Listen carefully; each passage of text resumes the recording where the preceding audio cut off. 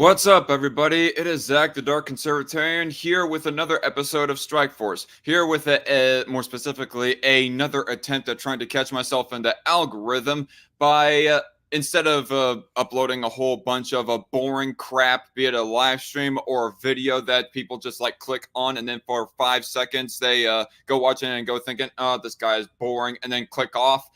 I am covering the vice presidential debate. And also covering the vice presidential debate on the other hand, or excuse me, on the for the other reason, as that I want to like gauge the charisma of these guys myself, largely because people seem to the media coverage seems to be that Tim Walz is like this highly charismatic dude, whereas JD Vance, even people on the right go saying that supposedly JD Vance is like a charisma vacuum or something, in the same way in some similar way that they were saying about Ron DeSantis. But I don't know how much that I agree with that. In fact, I don't know. From what I hear, he seems fine, but we're going to watch the debate to see that for sure. And yeah, for those reasons, as well as it's a presidential debate, more specifically vice presidential debate. And what more important thing to cover? Well, except for, I guess, the fact that, it's starting right now. Except for, I guess, the issue of Iran striking Israel. Okay, sorry, I was just double checking something. Aside from the issue of Iran striking Israel, and that's obviously a big deal. But honestly, that thing kind of came up last minute, and so I haven't like pre-researched or anything to like formulate my opinion of the whole issue or anything like that. In fact, the debate here, I almost missed it because honestly, what am I trying to say? Losing a man, not even 5 minutes in, and I'm already kind of losing my train of thought. But I almost missed this debate, actually. In fact, if I was into watching the most recent episode of Ranting Monkey, then I would not have known that the debate is today, actually, and I probably would have completely missed it because I honestly like skipped out on Bible study for the sake of covering this debate. So here we are.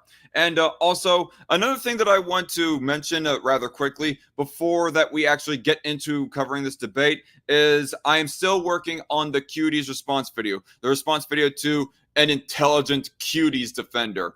That Cuties defender, of course, being Khadija Bo or Khadija Mabo, however the fuck you pronounce her last name.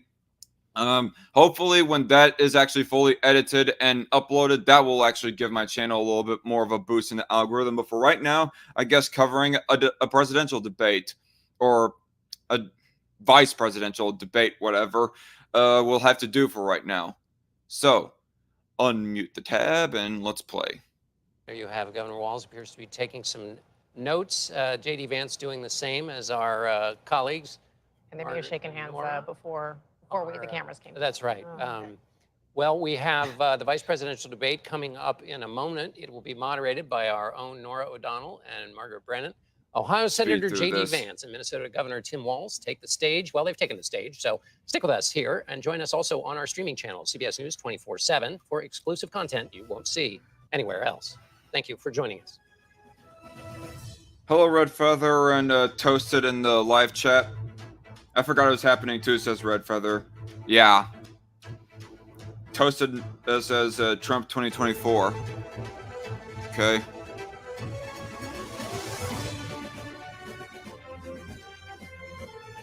Alright, I'm about to speed it up again because I'm a little bit behind. Tonight, with just over a month to go until Election Day, the first and only meeting between the two men who hope to become Vice President of the United States. Democratic Governor Tim Walz of Minnesota and Republican Senator JD Vance of Ohio. Now, this is likely the final debate of this election cycle, and voting is already underway in 20. Really? I thought that it was agreed upon by both Harris and Trump that they were going to go ahead and do another debate against each other. Is this really going to be the last debate of this season?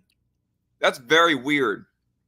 This is like very unprecedented right here. Like, was there ever a time in our nation's history where it was intentionally made so, of where that we had anything less than 3 main presidential debates and 1 vice presidential debate? I mean, 2020, there was only 2 main presidential debates, and then, of course, the vice presidential debate, instead of there being 3 main presidential debates. But, and you could theorize that that was like on purpose, that it was orchestrated by the Dems or whatever have you, or I don't know, or orchestrated by whatever politician that you want to think of. But because of the fact that Trump like caught the coup around that time, and so therefore he wasn't going to be able to arrive in person for a debate, and he was going to have to do it via a stream call or something, and he did not want to do that because it was just served too much of a high potential for him to be muted or something like that. And so that's the big reason why that never happened. But aside from that, honestly, you could say that it's not really intentional, that was not really the intention, that there was going to be anything less than 3 for 2020. But aside from that one little exception, very minor exception, has there ever been anything like this? Anyway, I've gone on too much about just one statement there. This is going to be a long one. Sorry, folks. States. CBS News polling shows this remains a race either presidential candidate could win. The CBS News vice presidential debate starts now. Fight for every single vote, and we're going to take this country back. And we are ready to continue to build the future together. We're going to turn this whole country red with President Donald J. Trump's leadership. Oh, man. Okay. Turn this entire country red. I mean, if you really think that in the modern era a Republican could get California, then you're just deluding yourself. Talk about over flamboyant boister right there. You know what's at the end of this little journey? Or bolster, I guess. Whatever the word is. Kamala Harris as the next president of the United States. This is a CBS News special, live from CBS News headquarters in New York. America decides, all the pretty lights. The vice presidential debate. Hello, Man Squatch in the live chat. Man Squatch, aren't you somebody from Ranting Monkeys? I see BS. Do you see BS? Oh. Nice one. Well, I like the joke. But Man Squatch, are you somebody who's from Ranting Monkeys fan base, subscriber base? Just curious. I watch Ranting. Okay, I see. Anyway, let's continue. Good evening, I'm Nora O'Donnell, and thank you for joining us for tonight's CBS News Vice Presidential Debate. We want to welcome our viewers on CBS, on other networks here in the U.S. and around the world. We have a consequential night ahead, and our focus is the issues that matter to you, the voter. Let's introduce the candidates. Minnesota's Democratic Governor Tim Walz and Ohio's Republican Senator J.D. Vance, tonight meeting for the first time. I'm Margaret Brennan. That was awkward. That was awkward as fuck right there. Like, they kept on viewing the two moderator ladies right there as they just smiled awkwardly into the camera, while the camera was off of them, the two vice presidential candidates, they shook hands, and they only got the bare end of that handshake. What the fuck? Man, talk about amateur shit right there. That was funny. In order to have a thoughtful and civil debate, these are the rules that both campaigns have agreed to. Questions will be directed at one candidate, who will have 2 minutes to respond. The other candidate will be allowed 2 minutes for rebuttal. Then each candidate will get another minute to make. That's lengthier than it was last debate. Last debate, they had like 1 minute per. Well, maybe they had 2 minutes to address a question and then 1 minute to respond to the other person who's first answering the question. But now they're given 2 minutes to respond. Make further points with an additional 1 minute each at the discretion of the moderator. The primary role of the moderators is to facilitate the debate between the candidates, enforce the. How much you want to bet that they will actually not hold by that word, and that they'll actually challenge one over the other. And by one over the other, I'm talking about JD Vance over that of Tim Walz. Honestly, when I watched the debate, the last debate myself, I did notice that there was some unnecessary challenging going on. But watching Ranting Monkey's coverage of it, he pointed out even more that I did not catch with that.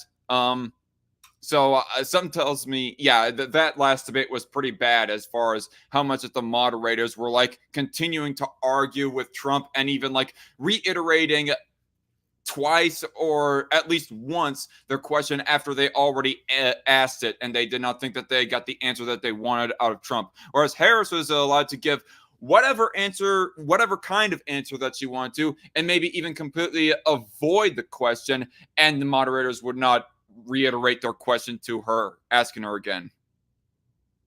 Rules and provide the candidates with the opportunity to fact-check claims made by each other. CBS News reserves the right to mute the candidates' microphones to maintain decorum. We have not shared the questions or topics. You know, people keep on talking about how that the mainstream media moderators, that they will use the mute button a little bit too flagrantly on Trump or whoever the Republican candidate is. In this case being Vance. But honestly, they did not do that quite as much as I was expecting with the last debate with Trump versus Harris. Honestly, there was at least one or two times that I had caught of where that Trump continued talking, of where that supposedly the moderators did not want him to continue talking. I'm not faulting Trump for that. I mean, there was sometimes where that he was having to get rather forceful with when that he was able to respond to a point that they were at least very weak-ishly trying to not let him have that time. But still, it's just, I don't know. I don't know of how consistent they are with something that favors even their own agenda, as far as the muting rule goes for, in this example I'm talking about right here. With the campaigns, the stage is set. Governor, Senator, thank you for joining us. Let's get started.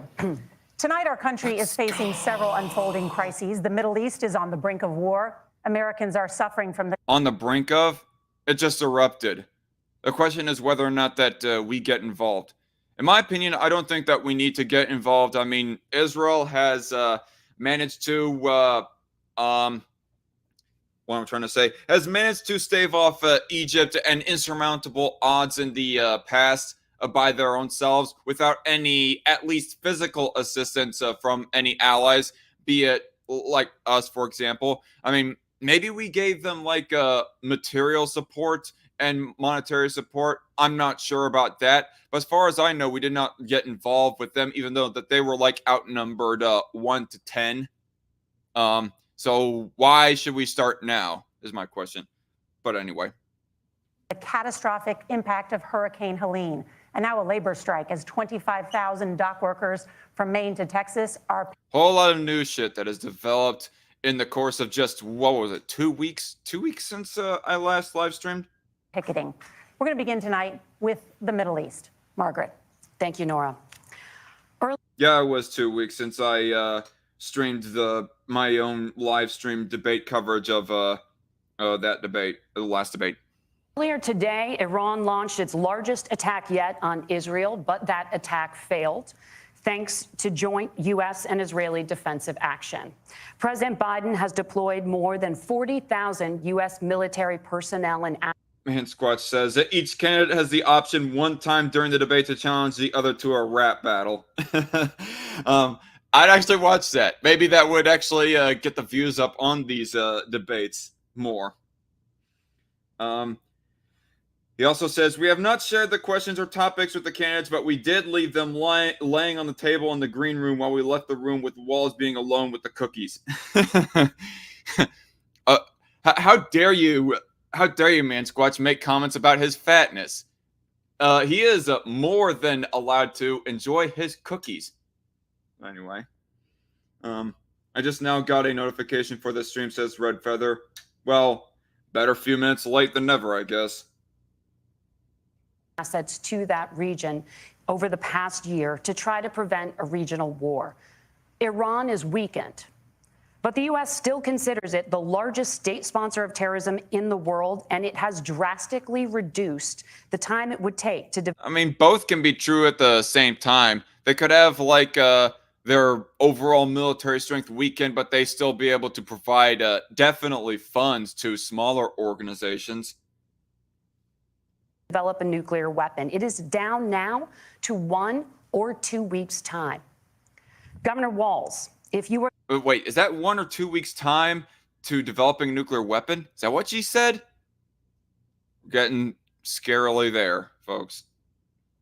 The final voice in the Situation Room, would you support or oppose a preemptive strike by Israel on Iran? You have 2 minutes. Well, thank you. And thank you for those joining at home tonight. Let's keep in mind where this started. October 7th, Hamas terrorists massacred over 1,400 Israelis and took prisoners. Israel's ability to be able to defend itself is absolutely fundamental. Getting its hostages back, fundamental, and ending the humanitarian crisis in Gaza. But the expansion of Israel and its proxies. Ending the okay, he's trying to like play both sides as far as this goes. I mean, I don't know if that's enough red meat for leftist supporters of the Kamala Harris and Tim Walz campaign, but still. Is an absolute fundamental necessity for the United States. Did J.D. Vance just clear his throat a little bit there? I mean, I don't think that really matters, like, at all, but people were making a big deal. Like, I've seen videos before that go covering the brief bullet points of each debate within the last, like, 20 plus years, and they go covering like the debates between Bush and Gore. And that's one thing that they complain about is Al Gore, of how he would always do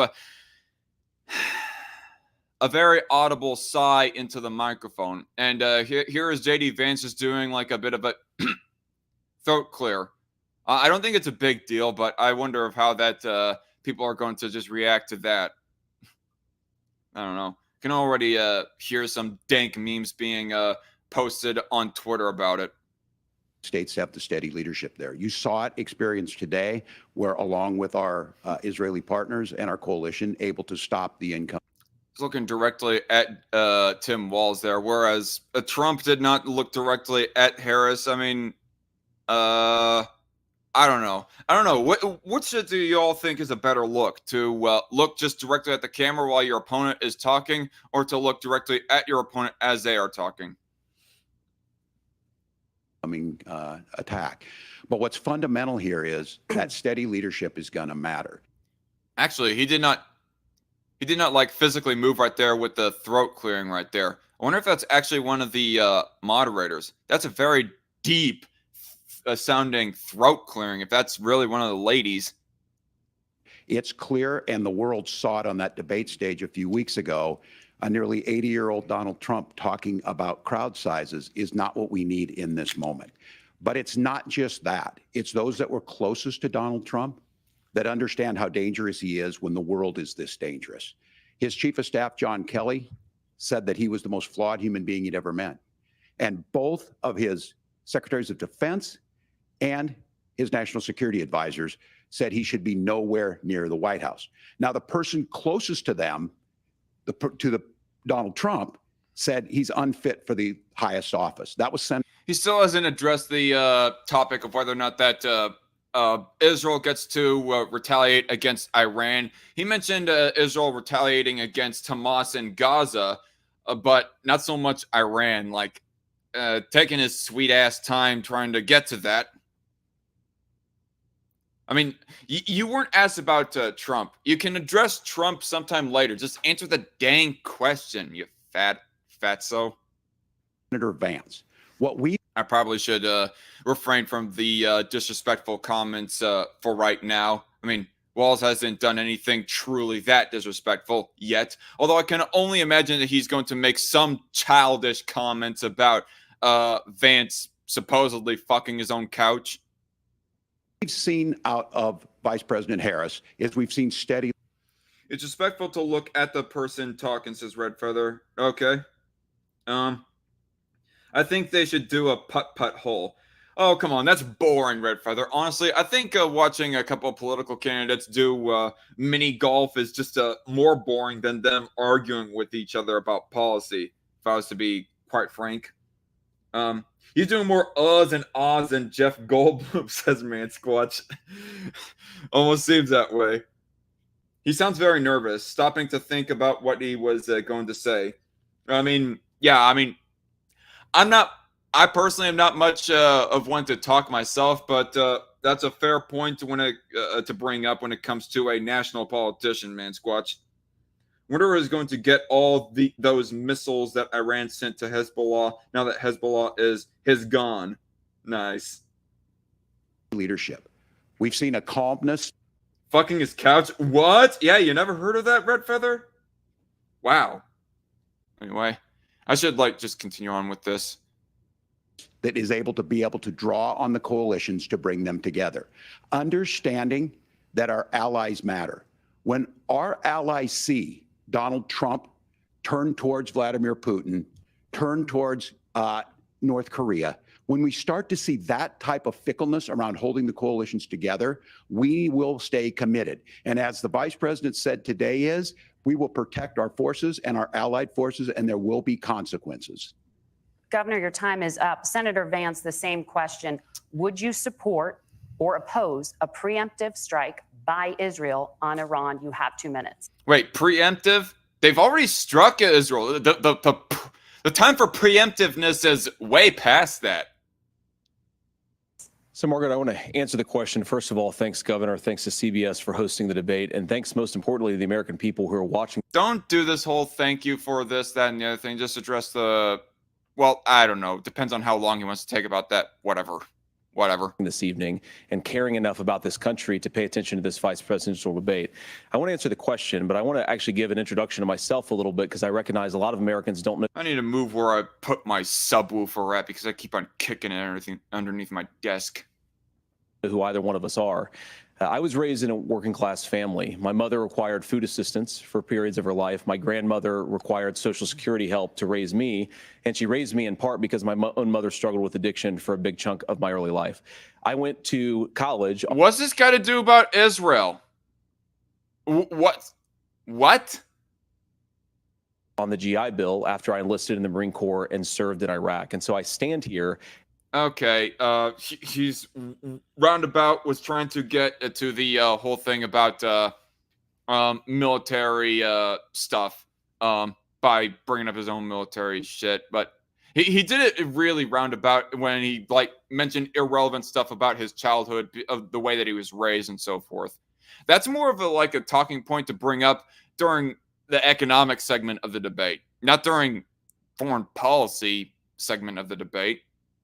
Asking to be your vice president with extraordinary gratitude for this country, for the American dream that made it possible for me to live my dreams. And most importantly, I know that a lot of you are worried about the chaos in the world and the feeling that the American dream is unattainable. Okay. I want to try to convince you tonight over the next 90 minutes that if we get better leadership in the White House, if we get Donald Trump back in the White House, the American dream is going to be attainable once again. Now, to answer this particular question, we have to remember that as much as Governor Walz just accused Donald Trump of being an agent of chaos, Donald Trump actually delivered stability in the world, and he did it by establishing effective deterrence. People were afraid. Okay, you're going to tie that to Israel or not? Of stepping out of line. Iran, which launched this attack, has received over $100 billion. He's introducing himself, probably because no one has really heard about him. Okay, Red Feather, probably maybe I'm a little bit onto that stuff. Is he going to answer things? Good question, Man Squad. So far, yeah. Semper Fi is all good and well, but semper your ass to the answer. I love it, Man Squad. I love it. billion in unfrozen assets thanks to the Kamala Harris administration. What do they use that money for? They use it to buy weapons that they're now launching against our allies and, God forbid, potentially launching against the United States as well. Donald Trump recognized that for people to fear the United States, you needed peace through strength. They needed to recognize that if they got out of line, the United States global leadership would put... But what about Israel striking back against Iran? Stability and peace back in the world. Now, you asked about a preemptive strike, Margaret, and I want to answer the we're finally going to get there. Question. Look, it is up to Israel what they think they need to do to keep their country safe, and we should support our allies. Okay, he's it sounds like he's about to take the position of neutrality. It is up to Israel. Wherever they are when they're fighting the bad guys. I think that's the right approach to take with the Israel question. Thank you, Senator. Governor Walz. Took a long ass time, but that was still like a little bit more of an answer than what Tim Walz gave as far as Israel striking back against Iran. Do you care to respond to any of the allegations? Well, look, Donald Trump was in office. We'll sometimes hear a revisionist history, but when Donald Trump was in office, it was Donald Trump who we had a coalition of nations that had boxed Iran's nuclear program in, the inability to advance it. Donald Trump pulled that program and put nothing else in its place. See, I don't really like that. I mean, the thing with the Iran deal was that we were like giving back money to them. Like now, I guess technically that money was like owed to them. We or someone else owed money, was in debt to Iran, or I don't know if it's like we were actually in debt with them, or we just, I don't know. So through some kind of past dealing, somebody owed money to Iran, and that was what was being given back to them. And I don't know, maybe it would be technically illegal for us to keep money away from Iran. But despite that, I think that giving money to them would be like a bad idea. It would like help bolster their program of making, well, some form of nuclear weapons anyways. I mean, it wouldn't technically be a nuclear missile. I think what I heard is that with the uranium that they were allowed to use, that they could make a dirty bomb with that. Supposedly that uranium is purpose for making nuclear power, but that ain't going to stop them completely from making some kind of bomb in some other manner with the materials being required for that other purpose. That instead of a full-on, fully sophisticated ICBM, like North Korea now has, and a good chunk of all the superpowers do. So Iran is closer to a nuclear weapon than they were before because of Donald Trump's fickle leadership. And when Iran shot down an American aircraft in international airspace, Donald Trump tweeted, because that's the standard diplomacy of Donald Trump. And when Iranian missiles... Wait, what are you talking about? What is he... Let me see if I can rewind it. In office, we'll sometimes hear a revisionist history, but when Donald Trump was in office, it was Donald Trump who we had a coalition of nations that had boxed Iran's nuclear program in, the inability to advance it. Donald Trump pulled that program and put nothing else in its place. So Iran is closer to a nuclear weapon than they were before because of Donald Trump's fickle leadership. And when Iran shot down an American aircraft in international airspace, Donald Trump tweeted, because that's the standard diplomacy of Donald Trump. And when I kind of doubt his narrative of that situation. I mean, he retaliated to Soleimani when the Iranian military attacked an embassy of ours that was somewhere around the region. So I don't think it would be too much of a stretch that maybe that he did, or at least would have done more than just tweet if situation permitted. And I think that more than likely it would have permitted, and more than likely Trump would have done something more than just tweet. So I don't know. I don't know of this particular story that he might be referencing. He's not like even given like a specific name of an incident or date or anything like that for me to know what the heck he's talking about. But still, regardless, I doubt Walz's narrative here. Iranian missiles did fall near U.S. troops. Red Feather says, oh God, he says nuclear. Yeah. The freaking, The freaking PSA Sitch way of pronouncing nuclear. The really, really white trailer trash way of pronouncing it. And they received traumatic brain injuries. Donald Trump wrote it off as headaches. Look, our allies understand that Donald Trump is fickle. He will go to whoever has the most flattery or where it makes sense to him. Steady leadership like you witnessed today, like you witnessed in April. Both Iranian attacks were repelled. Our coalition is strong. Wait, what witnessed today? What did Harris do? Or excuse me, not Harris, but what did Biden do in response to the Iranian attacks on Israel? I haven't even vaguely heard of anything that we have done in response to that. Not even so much of a peep from Biden about the issue. Hold on a second. You know, maybe this is something worth Googling. And we need the steady leadership that Kamala Harris is providing. Senator Vance, the U.S. did have a diplomatic deal with Iran to temporarily pause parts of its nuclear program, and President Trump did exit that deal.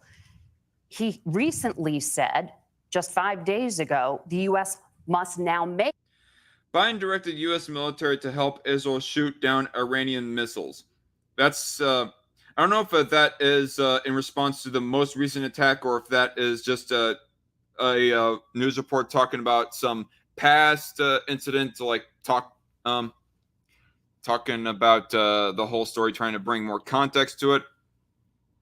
After Iran's attack on Israel, the Biden White House is desperately trying to avert a wider war in the Mideast. I don't know. I guess this is like a very new developing story.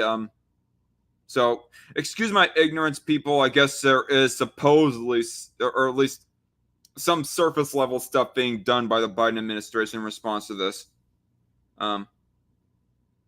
Biden says Iranian attack was ineffective, vows full what? From what I've been seeing of all the tweets and all the videos that were posted on Twitter, Iran's new missile system has been actually kind of getting through Israel's Iron Dome.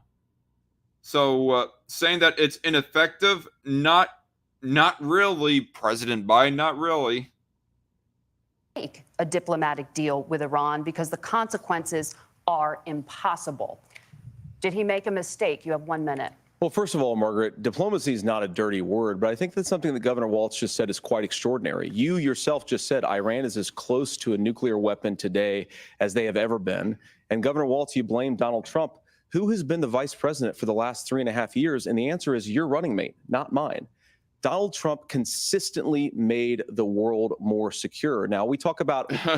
He looked, look on his face right there. I caught it, at least with the corner of my eye. He looked like almost a little bit shit your pants scared right there. 1 second. Secure. Now, we talk about what... again. Secure.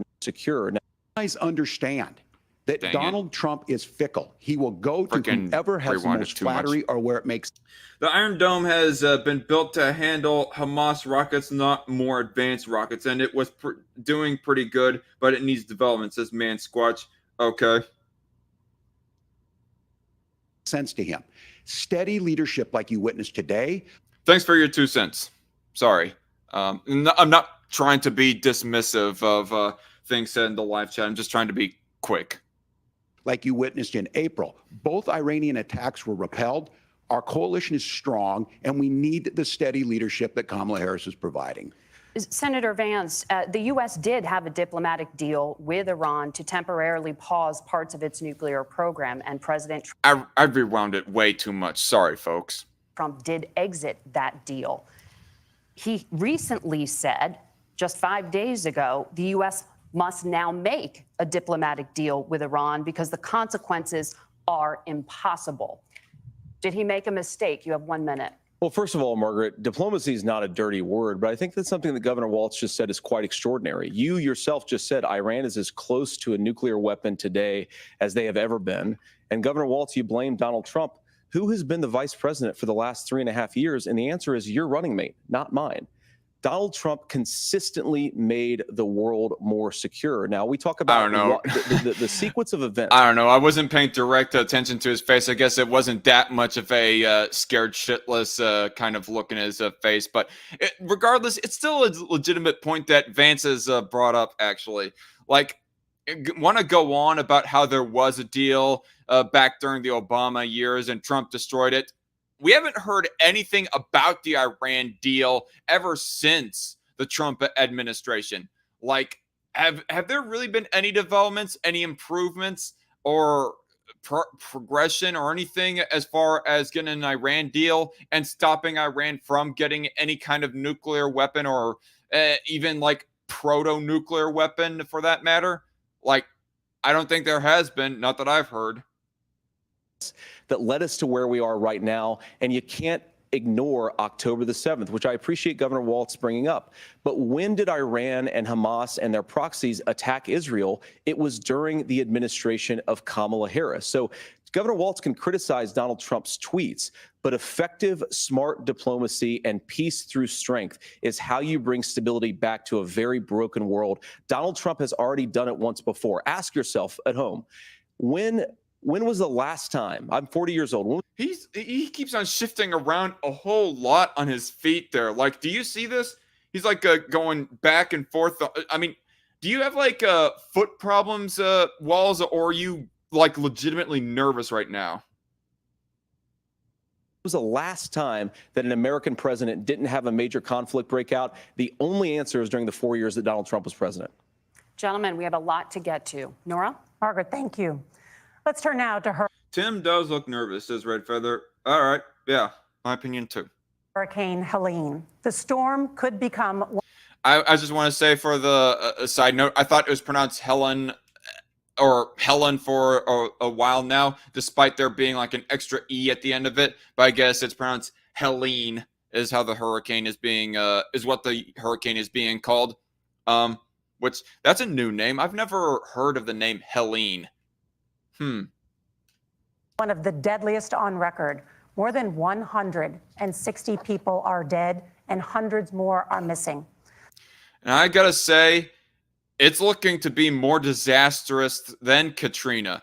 Like, how many states were like that heavily damaged other than Louisiana and in general, more specifically, the New Orleans area?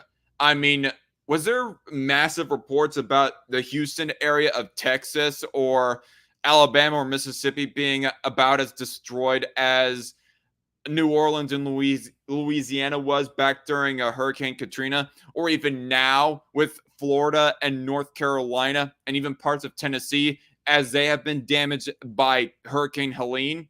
Like, if there is, it doesn't get talked about as much as Louisiana. But I think that with this hurricane for the next 10, 20 years, we might be talking about at least more than just one state and its damage going forward in the history books. As opposed to Katrina, we just keep on thinking more actively in our mind just about Louisiana.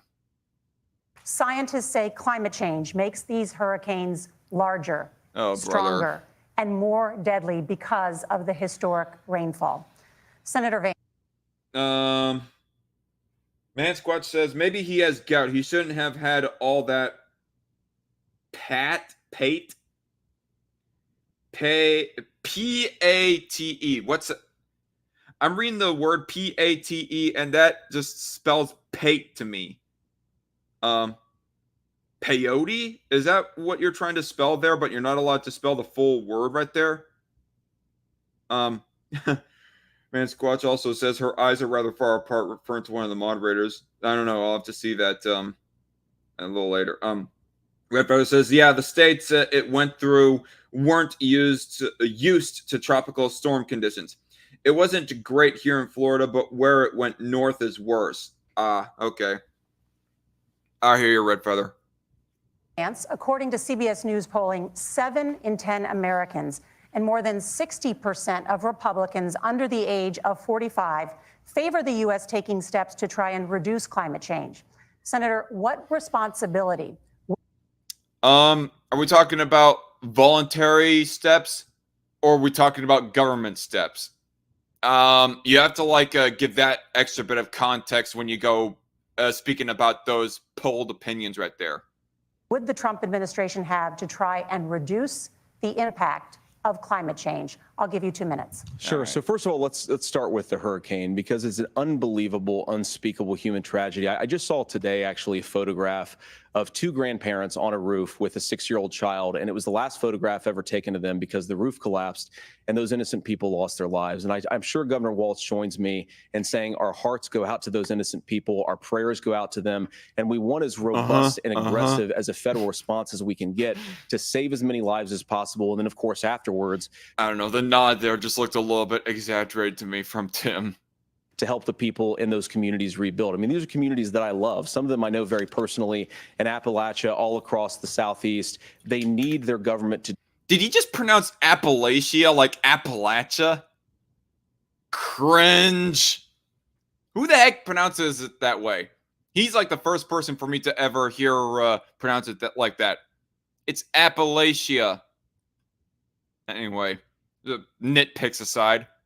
Do their job. And I commit that when Donald Trump is president again, the government will put the citizens of this country first when they suffer from a disaster.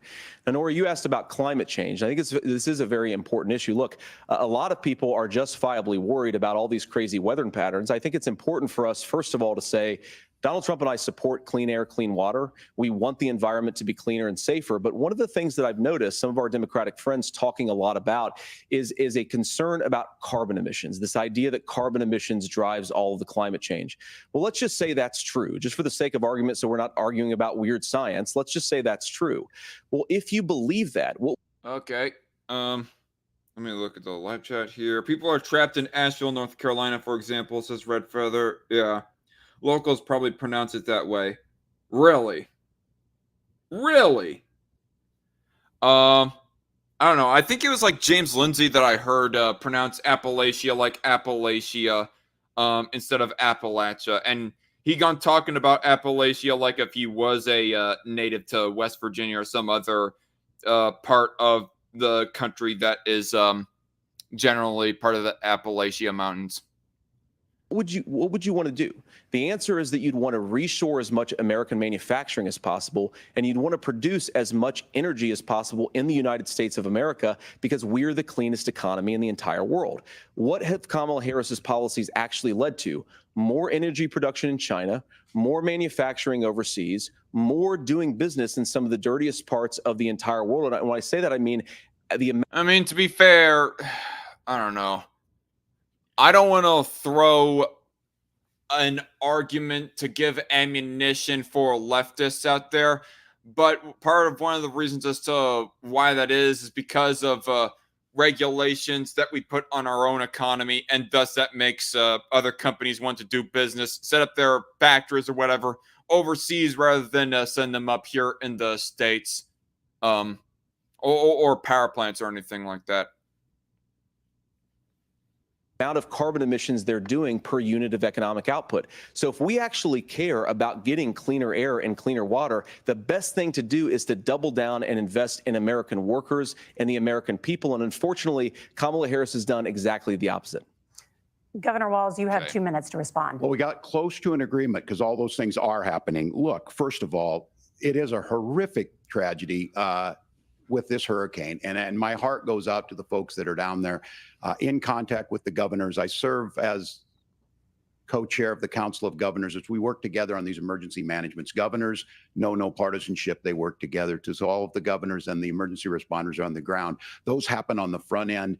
The federal government comes in, makes sure they're there that we recover. But we're still in that phase where we need to make sure that they're staying there, staying focused. Now, look, coming back to the climate change issue, there's no doubt this thing roared onto the scene faster and stronger than anything we've seen.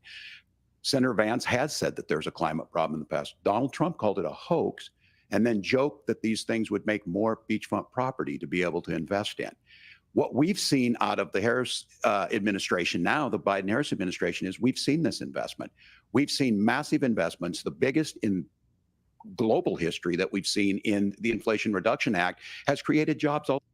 Sorry if I'm not pausing enough, by the way, Man Squatch or anyone else from the Ranting Monkey subscriber base. It's just that I legitimately do not have as much to say in response more consistently to everything that's being said here. Across the country, 2,000 in Jeffersonville, Ohio, taking the EV technology that we invented and making it here. 200,000. Down there, it went through several states, says Red Feather. Yep. She also says it's spelled Appalachia. It's spelled Appalachia, but people who live there don't pronounce it that way. Interesting. 1,000 jobs across the country. The largest solar manufacturing plant in North America sits in Minnesota. But my farmers know climate change is real. They've seen 500-year droughts, 500-year floods back to back. But what they're doing is adapting, and this. Wait, what? The country is not even 500 years old. What are you talking about? We've seen five. Hold on a second. That's in Minnesota. But my farmers know climate change is real. They've seen 500-year droughts, 500-year floods back to back. But what they're doing. What the fuck? He says my farmers, like he knows some people personally that have seen 500-year droughts and 500-year floods back to back. What? The country isn't even 500 years old. What? That does not make any sense. Not to mention, there's, I mean, the country isn't even that old, let alone is any living person that old to be able to see 500-year droughts or floods back to back with each other. What the fuck? Doing is adapting, and this has allowed them to tell me, look, I harvest corn, I harvest soybean, and I harvest wind. We are producing more natural gas and more oil at any time than we ever have. We're also that's probably like the stupidest thing that I've heard of Tim Walz's about this entire debate thus far. Let me just say that for the record. Producing more clean energy. So the solution for us is to continue. Man Squatch says a 500-year drought flood is one that is so bad that it only happens every 500 years. Well, maybe there's a possibility that Tim was trying to refer to that, but the way that he worded it was just, I don't know. I guess there is no way to go talking about that without it sounding either very dorky or very wordy or just very motor mouthy trying to explain what he's actually trying to say.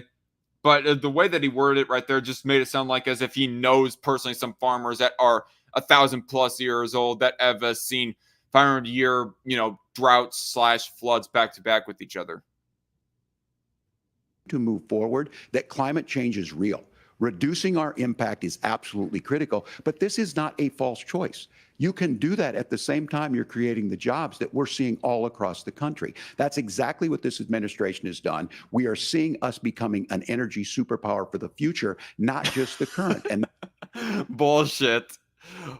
That is such bullshit. Considering like shutting down the Keystone XL pipeline, if the Keystone was like completely built up all the way, unless that there was like an actual like major leak, it would not have had a major environmental impact. It would not have had some major CO2 emissions coming out of it or anything like that. But because of the fact that it wasn't allowed, you did not really save the country so much as far as environmental impact on the front of CO2 more specifically. But what you did do is you actually prevented confidence of the energy sector of our country and also overall confidence in the American economy as a whole by preventing that from being finished up. And I think there was some other pipeline as well that Biden had shut down as well. So yeah, becoming Biden has set us up to become an energy superpower. My ass. That's what absolutely makes sense. And then we start thinking about how do we mitigate these disasters. Thank you. Senator, I want to give you an opportunity to respond there. The governor mentioned that President Trump has called climate change a hoax. Do you agree? I gotta say, so far, so good on the moderator's part. There's not so much annoying shit like reiterating a question because there is a answer given that they did not quite like, and no arguing with the candidates either. So, okay. Look, what the president has said is that if the Democrats, in particular Kamala Harris and her leadership, if they really believe that climate change is serious, what they would be doing is more manufacturing and more energy production in the United States of America, and that's not what they're doing. So clearly, Kamala Harris herself. That's not really self-explanatory as far as addressing the issue at hand and how exactly that it reduces emissions. So I'd hope that you will be able to give a further breakdown of what you're trying to say there, what you're trying to imply. I mean, I don't know. Maybe the implication is supposed to be obvious that, the reason why that bringing manufacturing back to the U.S. is going to reduce emissions is because by happenstance, or excuse me, by the causal effect of them having to obey our regulations as opposed to not having to obey any regulations in China that they don't have set up. Therefore, it is going to reduce regulations. It's going to cause manufacturing industries, manufacturing companies to do it cleaner in the U.S. than in China. But I don't know. Maybe that's what he's trying to imply, but it's just not a very clear implication. I am mostly theorizing it. As it stands right now, I am mostly just theorizing of what I think that Vance is trying to refer to, but not exactly clear. He's not making it clear on his part. Doesn't believe her own rhetoric on this. If she did, she would actually agree with Donald Trump's energy policies. Now, something Governor Walz said I think is important to touch upon, because when we talk about clean energy, I think that's a slogan that often the Democrats will use here. And I'm talking, of course, about the Democratic leadership. And the real issue is that if you're spending hundreds of millions or even billions of dollars of American taxpayer money on solar panels that are made in China, number one, you're going to make the economy dirtier. We should be making more of those solar panels here in the United States of America. Some of them are, Tim, but a lot of them are being made overseas in China. First interruption on Tim's part. I feel like I should keep a tally for whenever that person interrupts another person within these debates. Especially the components that go into those solar panels. So if you really want to make the environment cleaner, you've got to invest in more energy production. We haven't built a nuclear facility, I think, one in the past 40 years. Senator. Natural gas, we got to invest more in it. Kamala Harris has done the opposite. That's raised energy prices and also meant that we're doing Senator, worse by the climate. your time is up. Governor, would you like to respond? Well, all right. Before we continue on any further, Red Feather says they aren't creating jobs. They just let people go back to work after COVID and act like that's job creation, right? I mean, I agree, Red Feather, and that's what I would have said if I heard Tim say something that I thought was more of an opening for me to mention that, but I just did not hear an opening for me to. I don't know. I did not hear that point brought up by him, so therefore I did not mention it. I guess I'd rather our government sell us poisonous goods as opposed to China, right? Look, we're at least those poisonous goods will not be laced with coronavirus or other gain of function created diseases. producing more natural gas than we ever have. There's no moratorium on that. We're producing more oil, but the folks know. And like I said again. Wait, we're producing more oil? Another point of bullshit that I at least highly question it. That point's, actually, the fact that we go tapping into our reserve just implies more to me that we are not tapping into more oil. Excuse me. That we are not drilling more oil as opposed to before. So, yeah, I guess there is enough reason for me to call bullshit. These are not liberal folks. These are not folks that are Green New Deal folks. These are farmers that have been drought one year, massive flooding the next year. They understand that it makes sense. See, that makes more sense than saying 500-year back-to-back flood and drought statement like he said earlier. Look, our number one export cannot be topsoil from erosion from these massive storms. We saw it in Minnesota this summer. and thinking about how do we respond to that, we're thinking ahead on this. And what Kamala Harris has been able to do in Minnesota, we're starting to weatherproof some of these things. The infrastructure law that was passed allows us to think about mitigation in the future. How do we make sure that we're protecting by burying our power lines? How do we make sure that we're protecting lakefronts and things that we're seeing more and more of? But to call it a hoax and to take the oil company executives to Mar-a-Lago, say, give me money for my campaign, and I'll let you do whatever you want. We can be smarter about that. And an all above energy policy is exactly what she's doing, creating those jobs right here. Governor, your time is up. The overwhelming consensus among scientists is that so far, if you want my opinion, I have to say that this is like a more mature debate. Well, I don't know. I don't know if, exactly when the mark was of when that they started getting immature in the last debate. But so far, it's so good. Aside from Tim Walz's one interruption, it's a fairly professional debate, in my opinion. the Earth's climate is warming at an unprecedented rate. Margaret? Thank you, Nora. We're going to turn now to immigration. The crisis at the U.S.-Mexico border consistently ranks as one of the top issues for American voters. Senator Vance, your campaign is pledging to carry out the largest mass deportation plan in American history and to use the U.S. military to do so. Could you be more specific about exactly how this will work? For example, would you deport parents who have entered the U.S. illegally and separate them from any of their children who were born on U.S. soil? You have 2 minutes. No. I think that both should be sent back, honestly. I mean, more simply, if I was to bring up my opinion of what I think should be done, if the child who was born by two illegal immigrant parents born in the United States, before they turn 18, they go back to wherever they came from with their parents. If and when they turn 18 or onward, maybe there is more room to think, maybe they can stay in, but we just send their parents down south. I don't know. I have a little bit more of less of a hard line opinion when it comes to immigration than Ranting Monkey. So sorry if that annoys some people. Red Feather says, since when do they care about farmers? Bullshit. I hope they challenge one another to golf or pool. Yeah. Or to a slap fight. That would really drive up the entertainment of this debate. I mean, that is the double-sidedness of this whole thing right here, is that on the one hand, the professionalism makes it more watchable. It makes it less grating to listen to these two. Less annoying in a kind of way, but at the same time, it also makes it more boring to listen to where that you want to click off sooner rather than later.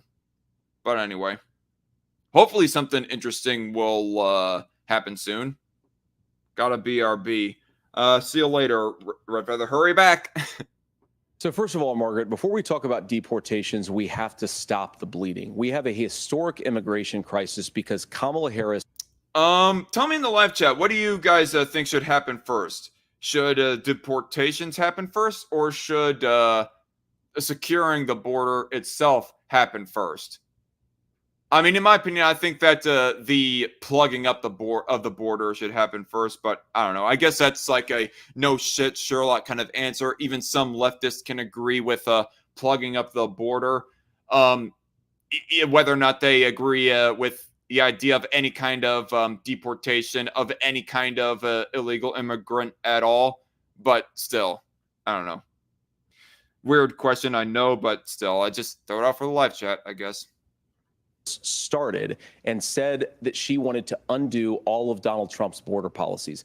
94 executive orders suspended. I mean, there is definitely the one executive order that Biden put out that undid an anti-human trafficking policy that was put in place under Trump. This is a story that I read way back in 2021. So it's an old story at this point, but I still very fondly remember that being a thing. It was a very bad Trump derangement syndrome. like, if you want to say that technically there's some kind of illegality about it, like the way that you go about that, for one, you should not really prioritize signing an executive order that undoes an anti-human trafficking policy, like, at all. You shouldn't prioritizing that as first or second or some other kind of high priority, like, at all. But even if there is some kind of legal niche that you see with that, you reform the thing. You do not repeal it completely, which that is what Biden did back in 21. And that was, yeah, real bad on their part. Ending deportations, decriminalizing illegal aliens, massively increasing the asylum fraud that exists in our system. That has opened the floodgates. And what it's meant is that a lot of fentanyl is coming into our country. I had a mother who struggled with opioid addiction and has gotten clean.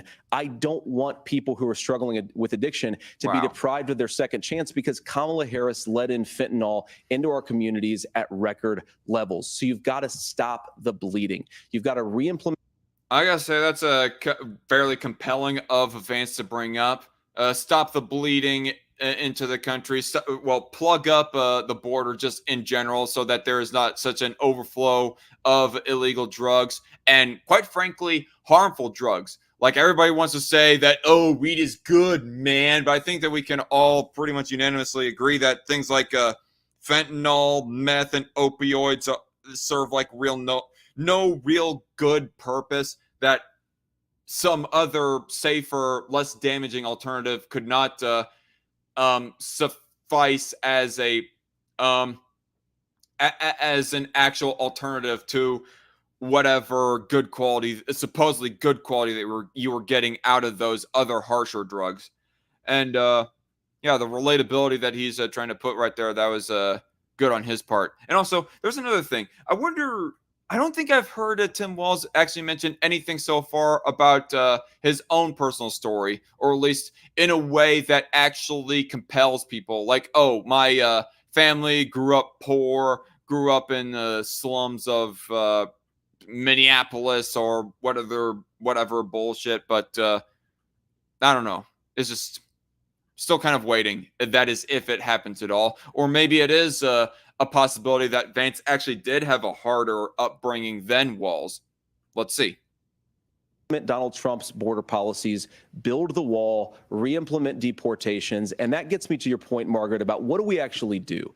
So we've got 25 million illegal aliens who are here in the country. What do we do with them? I think the first thing that we do is we start with the criminal migrants. About 1 million of those people have committed some form of crime. In addition, I almost feel tempted. I actually listened to Ranting Monkey's recent show where that he gone talking about how Democrats were signing to overturn some, or maybe it's not overturn, maybe it's like a new policy that was being worked through and they just voted it down regardless. But still, it was like some kind of policy that was going to pursue illegal immigrants who are guilty of domestic violence and other objectively heinous shit like that.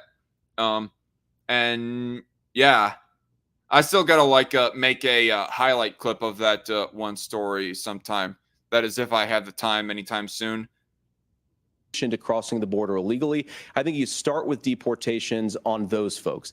And then I think you make it harder for illegal aliens to undercut the wages of American workers. A lot of people will go home. You know what is another solution is like repealing the minimum wage completely. So therefore, illegal immigrants don't have a competitive advantage against legal citizens like at all by being able to undercut legal citizens. Like, let's be real here. The biggest reason why illegal immigrants are able to undercut legal citizens in the job market is because of the fact that minimum wage laws are not as well enforced on illegal immigrants. Well, because illegal immigrants cannot go reporting to the court system. Hey, my employer is not going to pay me $7.50 an hour right now. They're paying me $5 an hour instead. And why do I sound like an Arab instead of a freaking Latino? But anyway, but otherwise they'll likely get deported because they ratted them own selves out to the courts. So they just end up holding their nose, continuing to work for their employer for $5 an hour. as opposed to trying to say, hey, I want $7.25 or $7.50. Home if they can't work for less than minimum wage in our own country. And by the way, that'll be really good for our workers who just want to earn a fair wage for doing a good day's work. And the final point, Margaret, is you ask about family separation. Right now in this country, Margaret, we have 320,000 children that the Department of Homeland Security has effectively lost. Some of them have been sex trafficked. Some of them hopefully are at homes with their families. Some of them have been used as drug trafficking mules. The real family separation policy in this country is unfortunately Kamala Harris's wide open southern border. The body language on Tim Walz is not near as bad as Kamala Harris. Kamala Harris's body language was like the worst of all the body languages thus far in all these debates.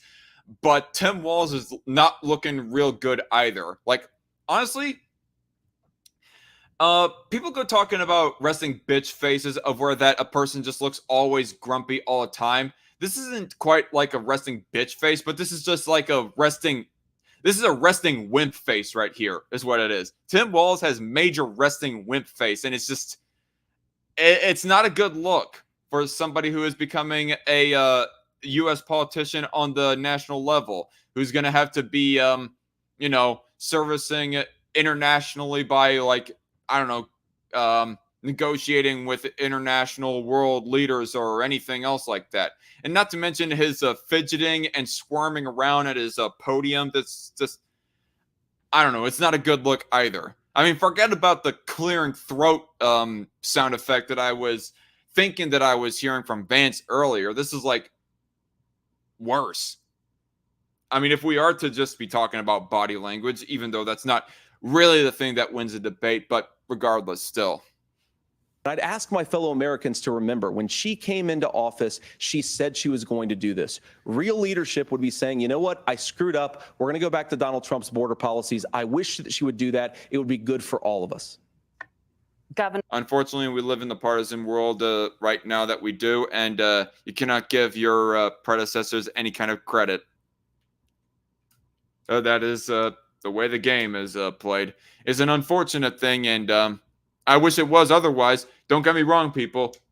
I wish that Biden and Harris and everyone else did not have such an obsession of not trying to have any overlap with Trump to where they overturn some kind of anti-human trafficking policy put in by Trump.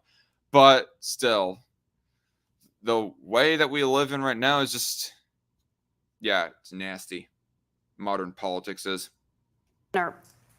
Do you care to respond to any of those specific allegations, including that the vice president is, quote, letting in fentanyl and using kids as drug mules, among other things? It's right there. The drug mule is not true, but I will say about the fentanyl, because this is a crisis of this, the opioid crisis. And the good news on this is the last 12 months saw the largest decrease in opioid deaths in our nation's history.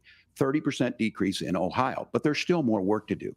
But let's go back to this on immigration. Kamala Harris was the attorney general of the largest state, a border state in California. She's the only person in this race who prosecuted transnational gangs for human trafficking and drug interventions. But look, we all want to solve this. Most of us want to solve this, and that is the United States Congress. That's the Border Patrol agents. That's the Chamber of Commerce. That's most Americans out here. That's why we had the fairest and the toughest bill on immigration that this nation's seen. Oh boy, he's going to mention the border bill that had the poison pill of giving funding to Ukraine. He's going to mention it. It was crafted by a conservative senator from Oklahoma, James Lankford. I know him. He's super conservative, but he's a man of principle, wants to get it done. Democrats and Republicans worked on this piece of legislation. The Border Patrol said, this is what we need in here. These are the experts. And the Chamber of Commerce and the Wall Street Journal said, pass this thing. Kamala Harris helped get there. 1,500 new border agents, detection for drugs, DOJ money to speed up these the adjudications on this, just what America wants. But as soon as I was getting ready to pass and actually tackle this, Donald Trump said no, told them to vote against it because it gives him a campaign issue. It gives him to, what would Donald Trump talk about? Yeah, that's not the only issue, Walz. I wonder if Vance, look at this, the pause face that I got on Vance. Look at that. That is just, that's too good right there. Vance looks like he's doing a serious eye roll on Walz right there. Like, I don't think that's actually what he's intentionally doing, but just the way that in fact, I am going to go ahead and screen cap that and put it in the paint program because that's gold. That's gold. Okay.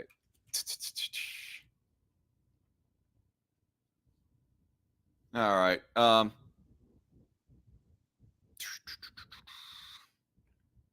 Probably do that later. I'm like yeah, look at that. That is I gotta post it on Twitter for other people to use and whatnot. But anyway, God, what was I going to say? Oh, I hope that Vance is going to bring up the fact that the immigration bill was a poison pill, had the poison pill in it of a freaking Ukraine funding. That would be a real like a kick in the nuts against Walz right there, if so. But if we actually did some of these things, and they need to be done by the legislature. You can't just do this through the executive branch.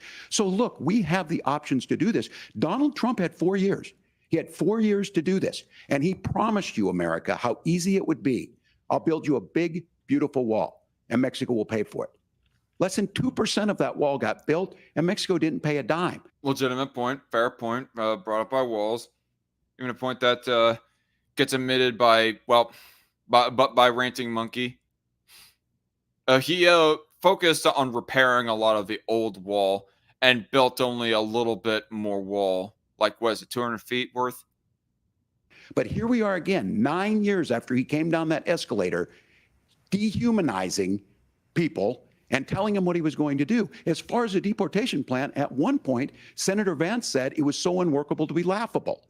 So that's where we're at. Pass the bill, she'll sign it. Governor, your time is up.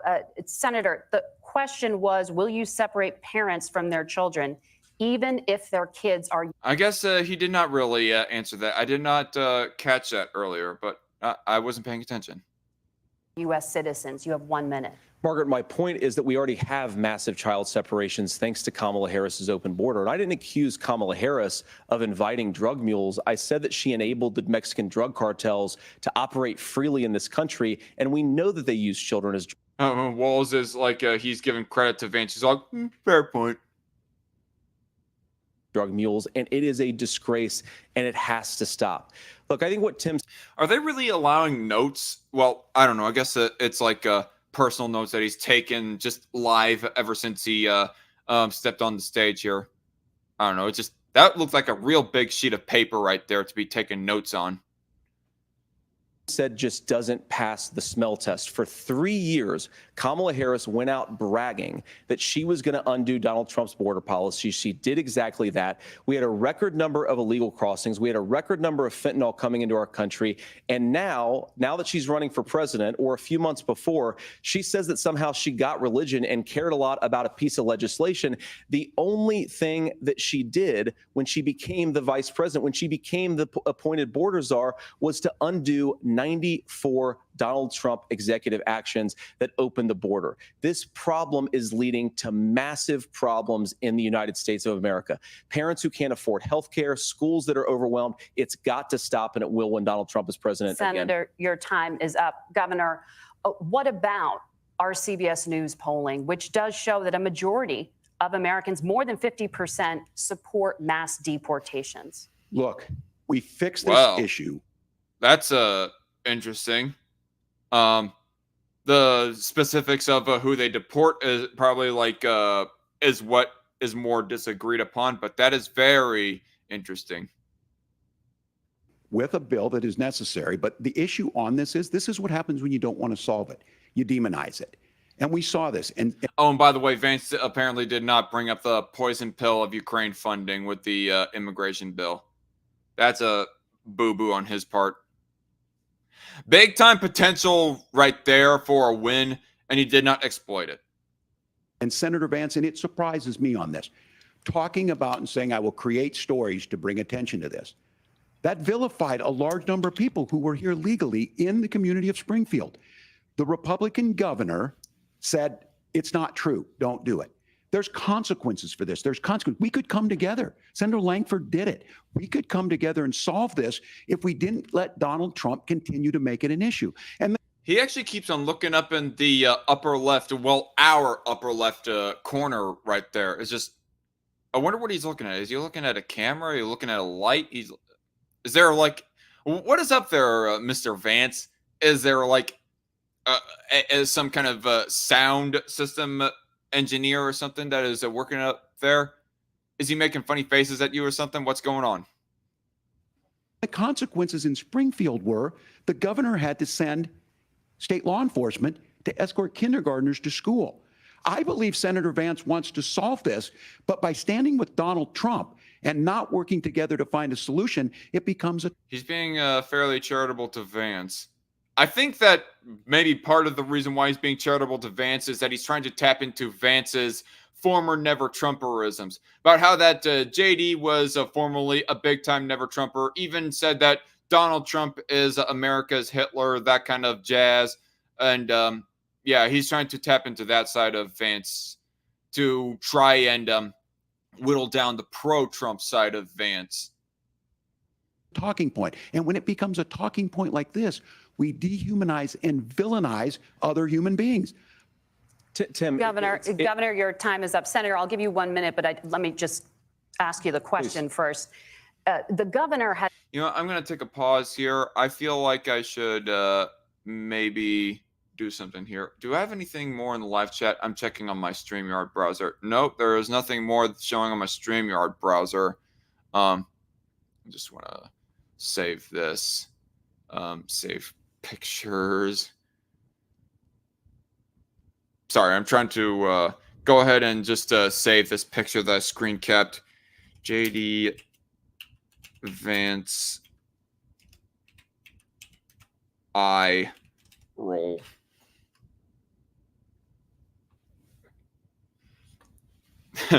Either it's an eye roll or he looks stoned out of his mind.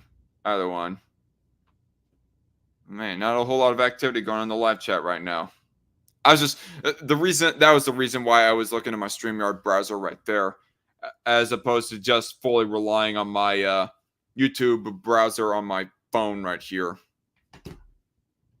Has made the point, and I think as a sitting lawmaker, you know that Congress controls the purse strings and any funding.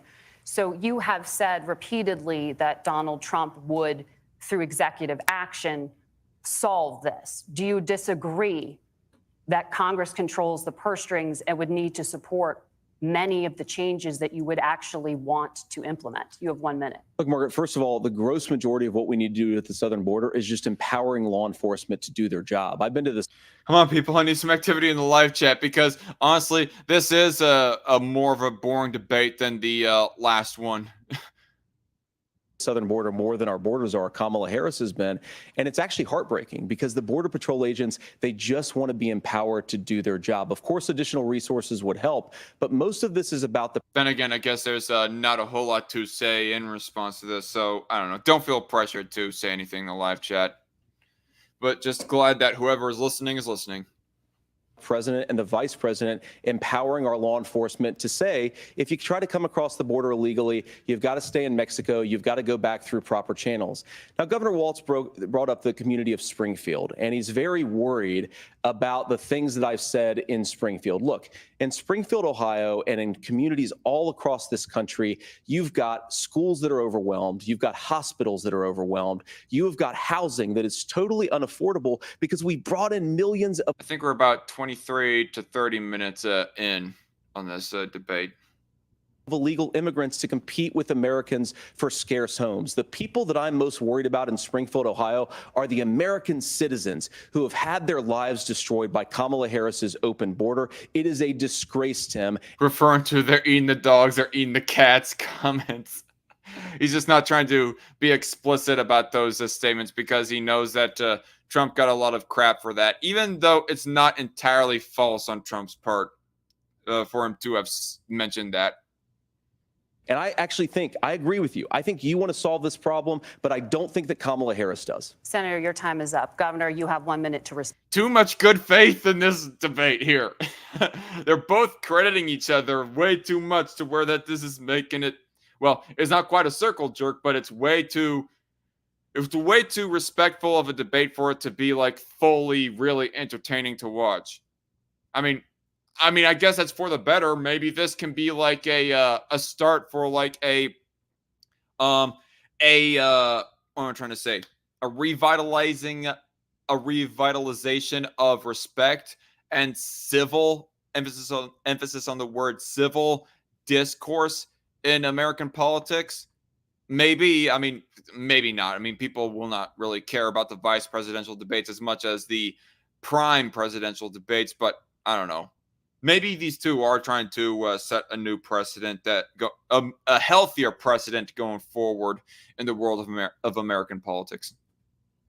Yeah, well, it is law enforcement that asked for the bill. They helped craft it. They're the ones that supported it. That's because they know we need to do this. Look, this issue of I don't know. I guess they are starting to get increasingly frustrated with each other, especially Tim Walz towards JD Vance about this issue of immigration. So maybe I'm speaking too soon as far as civil discourse goes. Continuing to bring this up, of not dealing with it, of blaming migrants for everything. On housing, we could talk a little bit about Wall Street speculators buying up housing and making them less affordable, but it becomes a blame. Look, this bill also gives the money necessary to adjudicate. I agree. It should not take 7 years for an asylum claim to be done. This bill gets it done in 90 days. Then you start to make a difference in this, and you start to adhere to what we know, American principles. I don't talk about my faith a lot, but Matthew 25:40 talks about, to the least amongst us, you do unto me. I think that's true of most Americans. They simply want order to it. 1 second. What the heck? Oh.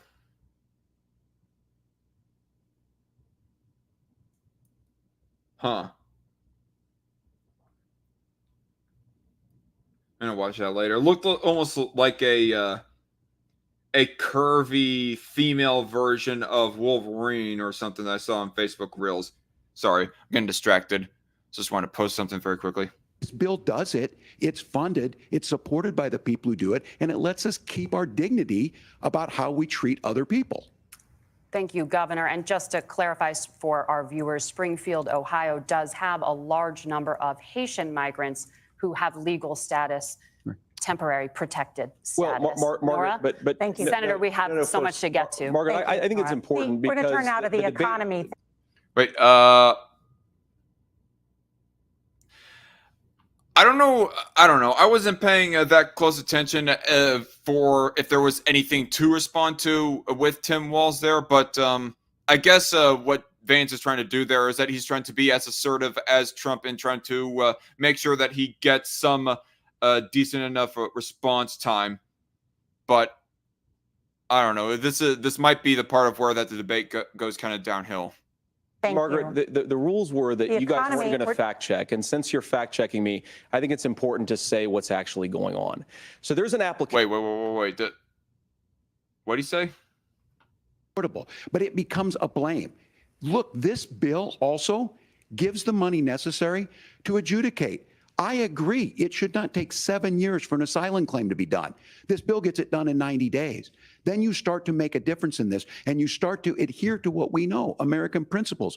I don't talk about my faith a lot, but Matthew 25:40 talks about, to the least amongst us, you do unto me. I think that's true of most Americans. They simply want order to it. This bill does it. It's funded. It's supported by the people who do it, and it lets us keep our dignity about how we treat other people. Thank you, Governor. And just to clarify for our viewers, Springfield, Ohio does have a large number of Haitian migrants who have legal status, temporary protected status. Well, Margaret, but thank you, Senator. We have so much to get to. Margaret, I think it's important because we're going to turn out of the economy. Thank Margaret, you. the rules were that you guys weren't going to fact check, and since you're fact checking me, I think the rules were that. Oh, okay. Was that really something that they said earlier, that they weren't going to fact check the candidates here, and yet ended up trying to butt in and go talking about that? I mean, okay. the tact of JD Vance just sounded and came off a little bit weaselly, and I can already hear some leftists want to obsess about the tact of JD Vance, about how he sounds like a weasel as he's trying to interject on them. But I think overall good on JD Vance if he is to call them out, that he did call them out for trying to fact check him when they said they weren't going to do that. That is, if I'm remembering correctly, that they said they weren't going to fact check. Red Feather in the live chat says, so America is supposed to care about immigrants over our own people. I mean, if you go listening on Monkey's podcast from earlier today, according to Democrats, that's how it works. America doesn't have citizens that need assistance, or excuse me, America doesn't have citizens that need assistance. I don't know. I guess I didn't catch that part. So sorry, Red. I think it's important to say what's actually going on. So there's an application called the CBP One app where you can go on as an illegal migrant, apply for asylum or apply for parole, and be granted legal status at the wave of a Kamala Harris open border wand. That is not a person coming in, applying for a green card and waiting for 10 years. That is the facilitation of illegal immigration, Margaret, by our own leadership. Thank you, Senator, for describing the legal process. We have so much to get to, Senator. Thank you, Senator, for describing the legal process. It's like, okay. Oh man, that was a bit of a condescending bitch move on her part a bit.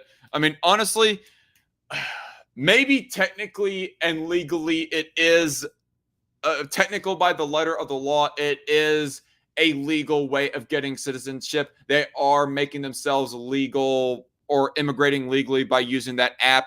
But I think Vance's point is that this is just a very, very backdoor way of immigrating, that even though it's technically not illegal, it might as well be just as easy as just jumping the border entirely, as opposed to going through the more appropriate process of applying for a green card and getting naturalization.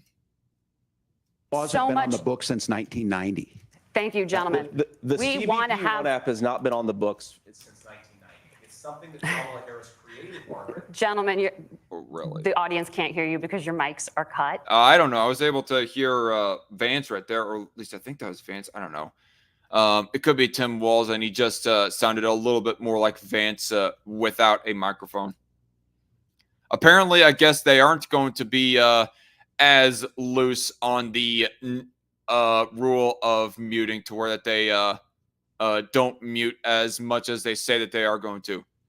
And man, is that such a smug look on the girl in blue right there. I just want to smack it off of her. Not literally, people. I'm not suggesting smacking her in the face. I just want to do something to get that particular disgusting look off her face, more specifically. We have so much we want to get to. Thank you for explaining the legal process. Nora. Thank you, Margaret. The economy is a top. Both women have a smug look. I mean, you're not entirely wrong, Red. It's just that look on Blue's face was just worse. I don't know. I'm going to call them Blue and Pink because I did not catch their names. Sorry. Top concern for voters. Each of your campaigns has released an economic plan. So let's talk about the specifics.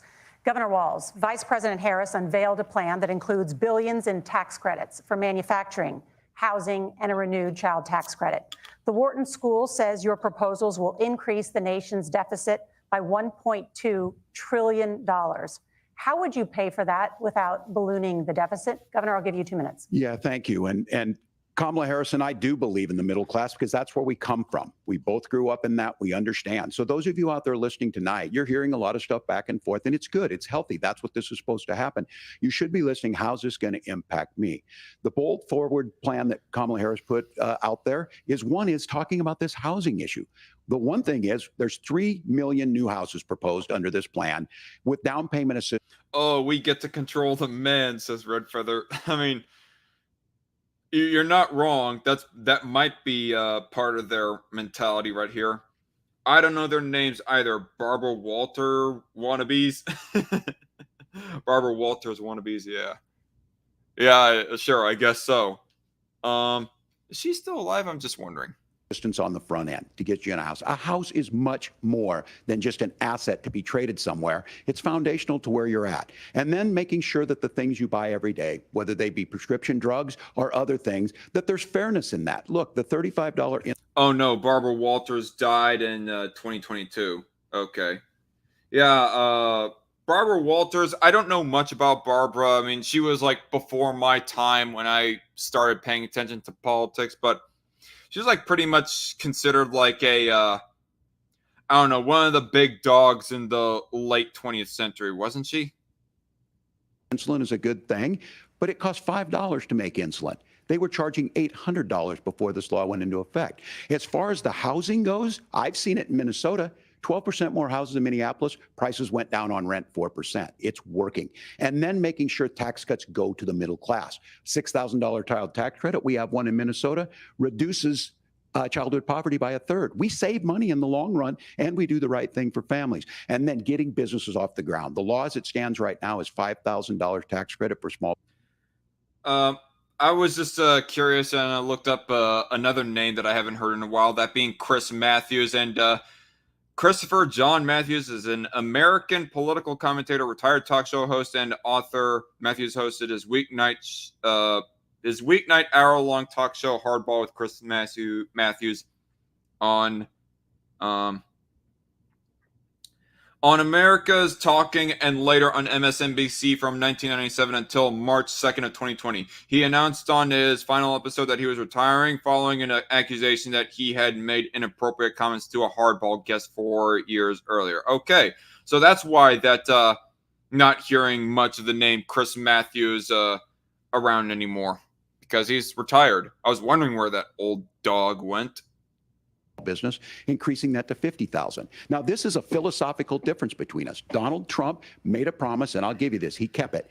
He took folks to Mar-a-Lago, said, you're rich as hell, I'm going to give you a tax cut. He gave the tax cuts that predominantly went to the top class. What happened there was an $8 trillion increase in the national debt, the largest ever. Now he's proposing a 20% consumption or... I mean, is that it? Or is it his... Trump bucks bills, his stimulus packages in late 2020 that caused that to happen? Sales tax on everything we bring in. Everyone agrees, including businesses, it would be destabilizing it, it would increase inflation and potentially lead to a recession. Look, this is simple for you. Where are we going? Kamala Harris has said to do the things she wants to do, we'll just ask the wealthiest to pay their fair share. When you do that, our system... Fair share, the typical Democrat buzzword right there. There is never going to be such thing as a fair share to Democrats. Even if they get it back up to like 35% income tax on top of all the other smaller, lesser-known taxes given to rich dudes, it's still not going to be considered their fair share, because you're still going to have billionaires existing and so forth, with a whole bunch of spare cash on, well, not actual cash, not liquid, but still. Works best, more people are participating in it, and folks have the things that they need. Senator, I want to give you a moment. I can't stand these modern feminists. She was fair when she gave interviews, says Red Feather, referring to Barbara Walters. All right. To respond on that. But similarly, the Wharton School has done an analysis of the Trump plan and says it would increase the nation's deficit by $5.8 trillion. My question is the same for you. How do you pay for all that without ballooning the deficit? I'll give you 2 minutes. Well, first of all, you're going to hear a lot from Tim Walz this evening, and you just heard it in the answer. A lot of what Kamala Harris proposes to do, and some of it, I'll be honest with you, it even sounds pretty good. Here's what you won't hear, is that Kamala Harris has already done it. Because she's been the vice president for 3.5 years. She had the opportunity to enact all of these great policies. And what she's actually done instead is drive the cost of food higher by 25%, drive the cost of housing higher by about 60%, open the American southern border, and make middle-class life unaffordable for a large number of Americans. If Kamala Harris has such great plans for how to address middle-class problems, then she ought to do them now, not when asking for a promotion, but in the job the American people gave her 3.5 years ago. And the fact that she isn't tells you a lot about how much you can trust her actual plans. Now, Donald Trump's economic plan is not just a plan, but it's also a record. A lot of those same economists attack Donald Trump's plans, and they have PhDs, but they don't have common sense and they don't have wisdom, because Donald Trump's economic policies delivered the highest take-home pay in a generation in this country, 1.5% inflation, and to boot, peace and security all over the world. So when people say that Donald Trump's economic plan doesn't make sense, I say, look at the record. He delivered rising take-home pay for American workers. Now, Tim admirably admits that they want to undo the Trump tax cuts. But if you look at what was so different about Donald Trump's tax cuts, even... Is it possible for me to get a copyright infringement for letting too much of the debate play unpaused?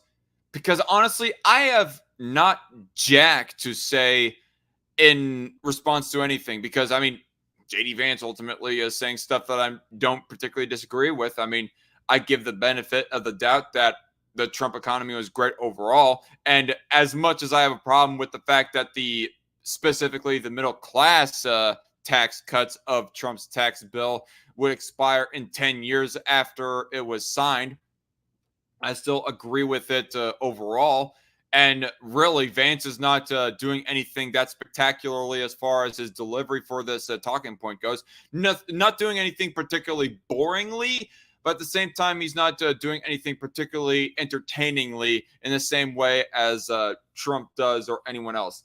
Just, I mean, pretty standard by-the-books Republican speech right here. Well, not a speech, but just ways of talking is what I mean when I say speech. From previous Republican tax cut plans is that a lot of those resources went to giving more take-home pay to middle-class and working-class Americans. It was passed in 2017, and you saw an American economic boom unlike we've seen in a generation in this country. That is a record that I'm proud to run on, and we're going to get back to that common sense wisdom so that you can afford to live the American dream again. I know a lot of you are struggling. I know a lot of you are worried about paying the bills. It's going to stop when Donald Trump brings back common sense to this country. Governor, do you...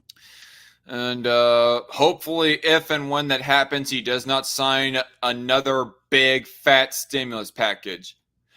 Would that be actually quite the subversion of expectations? Because normally the trend has been, especially with Republican presidents, that the spending of a Republican president really balloons up within their second term.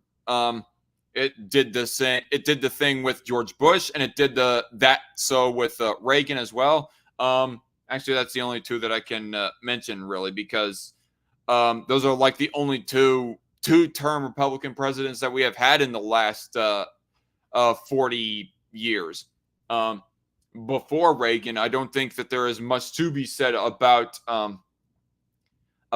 their spending habits pre-Reagan, because Reagan is like the first one of where that the budget, not the budget, but the debt got somewhere in the trillions.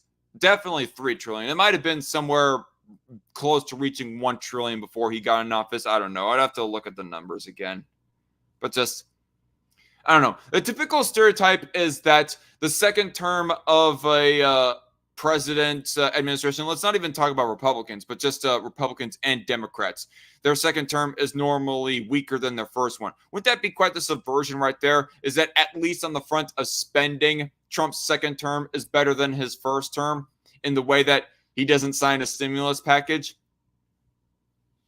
Be it because he wants to actually grow a spine and veto a stimulus package because it's way too fat and bloated with other unnecessary shit, even if you were to agree with massive spending in a purely utilitarian point of view, or he absolutely had no scenario like a pandemic and lockdowns that would come with it that would even somewhat legitimize some massive spending like that.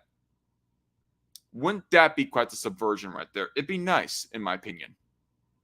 Want to respond to that? What has Kamala Harris done for the middle class? Yeah, well, Kamala Harris's day one was Donald Trump's failure on COVID that led to the collapse of our economy. I don't know. I honestly get tired of when this gets brought up by both sides. Honestly, I really don't like both sides when it comes to talking about Trump's economy in 2020, when it comes in response to the coronavirus and all that other stuff. Because on the one hand, you have the Republican and the right at large that goes saying that, Trump's not to blame for any of that. When I go thinking, well, Trump didn't exactly help when he, signed the 2 stimulus bills. And not to mention, he was encouraging some of the lockdowns and even signed a couple of executive orders that he did against supposed price gouging. Well, I don't know how executive actions against price gouging or hoarding would affect the economy at large in one way or another, but I don't know. Anyway, he was still not very anti-lockdown in the early months of the lockdowns. But on the other hand, I also get annoyed at the left and Democrats when they want to pin all the blame of us entering a recession in 2020 and parts of 2021 all on Trump, as if he has full responsibility for that. When really I go realizing that a lot of the lockdowns were spurred about largely by Democrat mayors and governors. Not as much by Trump, but I don't know. I'm going to be honest, I have a very big conflict of feelings when it comes to this issue getting brought up. I dislike both sides in the way that they typically approach this issue. But apparently, unfortunately, when you try to both sides the issue, when you try to say, on the one hand, the right is wrong for the XYZ thing, but also right on the XYZ thing, but on the other, left is correct on XYZ thing, but also wrong on XYZ thing. That's not exactly the thing that gets you massive approval and applause by the general population. We were already before COVID in a manufacturing recession, but 10 million people out of work, largest percentage since manufacturing recession. That's not true. There were more manufacturing jobs created than there were lost during his administration. I fact-checked Biden back during those 2020 debates. Maybe it's not as high as Trump originally claimed back in those debates, but still. The Great Depression. 9 million jobs closed on that. That was day one. Whether it was the Infrastructure Act or other. And whose fault was that? Let's see how he talks. Things we moved. Now, you made a question about experts, said this. I've made a note of this. Economists can't be trusted. Science can't be trusted. National security folks can't be trusted. Look, if you're going to be president, you don't have all the answers. Donald Trump believes he does. My pro tip of the day is this. If you need heart surgery, listen to the people at the Mayo Clinic in Rochester, Minnesota, not Donald Trump. And the same thing goes with this. And I ask you out there, teachers, nurses, truck drivers, or whatever, how is it fair that you're paying your taxes every year and Donald Trump hasn't paid any federal tax in the last 15 years? And the last year as president. That's what's wrong with the system. He's looking up in the corner up there again. What is Vance seeing up there? What the heck is he seeing up in our upper left corner up there? His upper right, from his point of view. There's a way around it, and he's bragged about that. We're just asking for fairness in it, and that's all you want. You have a minute. Governor, you say... Okay, the coughing there was definitely one of the moderator ladies right there, not Vance. They trust the experts. But those same experts for 40 years said that if we shipped our manufacturing base off to China, we'd get cheaper goods. They lied about that. They said if we shipped our industrial base off to other countries, to Mexico and elsewhere, it would make the middle class stronger. They were wrong about that. They were wrong about the idea that if we made America less self-reliant, less productive in our... I don't know if I entirely believe that. On the one hand, I don't know. I want to believe that it's true, but at the same time, I cannot really believe that it is true because, honestly, if you pay a worker a certain higher wage here in the United States, be it because of a higher government-mandated minimum wage or other incentivized or mandated, maybe not a hard mandate, but still benefits or otherwise within the states, as opposed to having like a borderline slave, if not an outright slave in China, working to create your phone, say, let's say, for example. Which one do you think is going to end up more expensive, having more of an operating cost? The well-paid and well-benefited worker in the United States. Unless there is something that I am missing right here and that Vance is trying to refer to, but let's hear. Own nation, that it would somehow make us better off, and they were wrong about it. And for the first time in a generation, Donald Trump had the wisdom and the courage to say to that bipartisan consensus, we're not doing it anymore. We're bringing American manufacturing back. We're unleashing American energy. We're going to make more of our own stuff. And this isn't just an economic issue. I mean, I've got 3 beautiful little kids at home, 7, 4, and 2, and I love them very much, and I hope they're in bed right now. But look, so many of the drugs, the pharmaceuticals that we put in the bodies of our children are manufactured by nations that hate us. This has to stop. And we're not going to stop it by listening to experts. We're going to stop it by listening to common sense wisdom, which is what Donald Trump governed on. Senator, your time is up. Governor Walz, can you address that? I mean, voters say they trust Donald Trump on the economy more. Why? Well, if you're listening tonight and you want billionaires to get tax cuts, you heard what the numbers were. Look, I'm a union guy on this. I'm not a guy who wanted to ship things overseas, but I understand that, look, we produce. Who's coughing? Seriously, who's coughing into their microphone consistently? Is it one of the moderators? Sounds almost a little bit too deep voice to be one of the moderators. Anyway, let me read the live chat here a bit. It would be weird if you got a strike. Many channels are covering it, says Red Feather. Well, I'm not saying I would get a strike specifically for covering this live debate at all. I'm just wondering if I would get a strike for letting too much of it play unpaused and unaltered. Because I just generally don't have much to say in response to these guys. She also says, I'd like to hear their theory on what Hillary would have done during COVID had she been elected. You know what? Maybe that's something that Rudyard of Alt History Hub would have to cover. Maybe. Are they really doing Orange Man bad again? I mean, have they ever really stopped? Lol, was that a jab at his wife? I don't know. I'm not so sure what you're referring to, Red.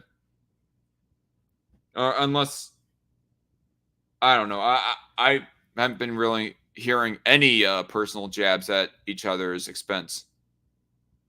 Soybeans and corn. We need to have fair trading partners. That's something that we believe in. I think the thing that most concerns me on this is Donald Trump was the guy who created the largest trade deficit in American history with China. So the rhetoric is good. Much of what the senator said right there, I'm in agreement with him on this. I watched it happen too. I watched it to my communities, and we talked about that. But we had people undercutting the right to collectively bargain. We had right to work states made it more difficult. We had companies that were willing to ship it over, and we saw people profit. Folks that are venture capital in some cases, putting money into companies that were overseas. We're in agreement that we bring those home. The issue is Donald Trump is talking about it. Kamala Harris has a record, 250,000 more manufacturing jobs. I think I'm 33 minutes in, maybe a little bit more. So another advantage of just letting it play, and why I'm also just, like I said, letting it play, is because I'm also one to try and get this the coverage of this entire debate done all in one live stream instead of having to do a 2-parter like I did with the last live stream. Getting out of the IRA. May I respond to that? Yes. So appreciate that. So he said he hopes his kids are in bed, says Red Feather. Okay. If you notice, what Governor Walz just did is he said, first of all, Donald Trump has to listen to the experts. And then when he acknowledged that the experts screwed up, he said, well, Donald Trump didn't do nearly as good of a job as the statistics that's a gross generalization. that he did. So what Tim Walz is doing, and I honestly, Tim, I think you got a tough job here, because you've got to play whack-a-mole. You've got to pretend that Donald Trump didn't deliver rising take-home. He's starting to get psycho eyes right now, and I don't particularly know why. And again, maybe I'm not paying close enough attention to this. pay, which of course he did. You've got to pretend that Donald Trump didn't deliver lower inflation, which of course he did. And then you've simultaneously got to defend Kamala Harris. Well, whatever that he did, he kind of undid that by signing the 2 stimulus packages. The effects, the inflationary effects would not be affected, would not be felt until the continuing 1 or 2 years after he would have theoretically, and in fact did, not become president anymore, but still. Harris's atrocious economic record, which has made gas, groceries, and housing unaffordable for American citizens. I was raised by a woman who would sometimes go into medical debt so that she could put. I think it's safe to say that the one and only person who has ever sufficiently said anything in regards of Trump being a helper of causing inflation via those 2 stimulus packages was the neocon shill that was Nikki Haley. Ain't that a pity, y'all? The only person to have addressed that ever, not even the Democrats are really addressing that. Why is that? Why is both Harris and Walz, and even Biden for that matter, not mentioning how Trump contributed to inflation? My biggest guess would have to be is because they ultimately do agree with Trump on those stimulus packages, largely for giving out free money to people, not so much bailing out companies. Although, actually, that is a weird one. Why don't they go at least criticizing that one part of Trump's stimulus packages? Is that, he gave bailouts to large companies who were forced to shut down because of the coronavirus pandemic and all that stuff. I mean, well, there is like the one wing of Democrats who are, you could say, are bought and paid for by those big corporations, that they're only paying lip service of saying, oh, make the rich pay their fair share. We shouldn't give them any tax breaks or give them any, unfair advantages or whatever. But in all practicality, and on the other side of their mouth, they go paying lip service more to these big companies, or at least implying it anyways. But what about the more Justice Democrats wing of the Democrat Party? Why don't they, in fact, go criticizing Trump more for his stimulus packages? Especially for the one part of where that he gave bailouts to those companies during that time. Food on the table in our household. I know what it's like to not be able to afford the things that you need to afford. We can do so much better. To all of you watching, we can get back to an America that's affordable again. We just got to get back to common sense economic principles. He's like a cartoon character with the way that he keeps on looking around and looking quickly back and forth at, freaking Vance and the camera and all that stuff. He's just consistent with it. Like, Walz is just, what is up with this? This is like too high amount of a nervousness. I think that he's more nervous than Harris. I mean, Harris had a bit of a shit her pants nervousness too, for that matter, but in sometimes in a kind of different way. She also coupled that with a big time unearned smugness too, for that matter, and being smug at the worst of times. Like whenever go talking about how crappy the economy is, how people cannot afford groceries, she just like smile and like shake her head off at stuff like that, for example. But Walz here is even more nervous than Harris, it almost seems. What's up with that? I hope we have a conversation on healthcare then. Senator, Governor. Please. Thank you, Margaret. We have a lot to get to ahead, gentlemen, on many topics. But right now, I want to talk about personal qualifications. The vice president is often the last voice the president hears before making consequential decisions. We want to ask you about your leadership qualities. Governor Walz, you said you were in Hong Kong during the deadly Tiananmen Square protests in the spring of 1989. But Minnesota Public Radio and other media outlets... Dang it, do we really have about an hour left to go of this thing? I mean, obviously we're going to skip through the commercial breaks, but... what is that? Sorry, I saw a bit of curves right there. Sorry. Excuse my horniness right there, y'all. But do we really have almost an hour left to go of this thing? Because I'm like... looking at the pop-up screen on my stream that I'm watching right here, and I'm still seeing Walz and Vance behind their podiums at around the minus 3 minute mark. And we're like only at the minus 1 hour and 11 mark. So we got, dang it, it's going to be a long night. Reporting that you actually didn't travel Maybe I to should Asia speed it up until right now. August of that year. Can you explain that discrepancy? You have 2 Yeah, minutes. well, and to the folks out there who didn't get at the top of this, look, I grew up in small rural Nebraska, town of 400, town that you rode your bike with your buddies till the streetlights come on, and I'm proud. Okay, so he's like from Nebraska, not Minnesota. I mean, the example that I mentioned earlier about why doesn't Walz go mentioning about how he was like poor in Minneapolis, for example, or something like that. It was a completely arbitrary example. I did not know where he actually grew up in, that he was from Nebraska, but I don't know. Fair point. I was assuming wrong, I guess. Of that service. I joined the National Guard at 17, worked on family farms, and then I used the GI Bill to become a teacher, passionate about it, a young teacher. My first year out, I got the opportunity in the summer of '89 to travel to China. 35 years ago, be able to do that. I came back home and then started a program to take young people there. We would take basketball teams, we would take baseball teams, we would take dancers, and we would go back and forth to China. The issue for that was to try and learn. Now, look, my community knows who I am. They saw where I was at. Look, I will be the first to tell you, I have poured my heart into my community. I've tried to do the best I can, but I've not been perfect. And I'm a knucklehead at times, but it's always been about that. Those same people elected me to Congress for 12 years. And in Congress, I was one of the most bipartisan people, working on things like farm bills that we got done, working on veterans benefits. And then the people of Minnesota were able to elect me to governor twice. So look, my commitment has been from the beginning to make sure that I'm there for the people, to make sure that I get this right. I will say more than anything, many times I will talk a lot. I will get caught up in the rhetoric. But being there, the impact it made, the difference it made in my life, I learned a lot about China. I hear the critiques of this. I would make the case that Donald Trump should have come on one of those trips with us. I guarantee you he wouldn't be praising Xi Jinping about COVID. And I guarantee you he wouldn't start a trade war that he ends up losing. So that sounds like bullshit.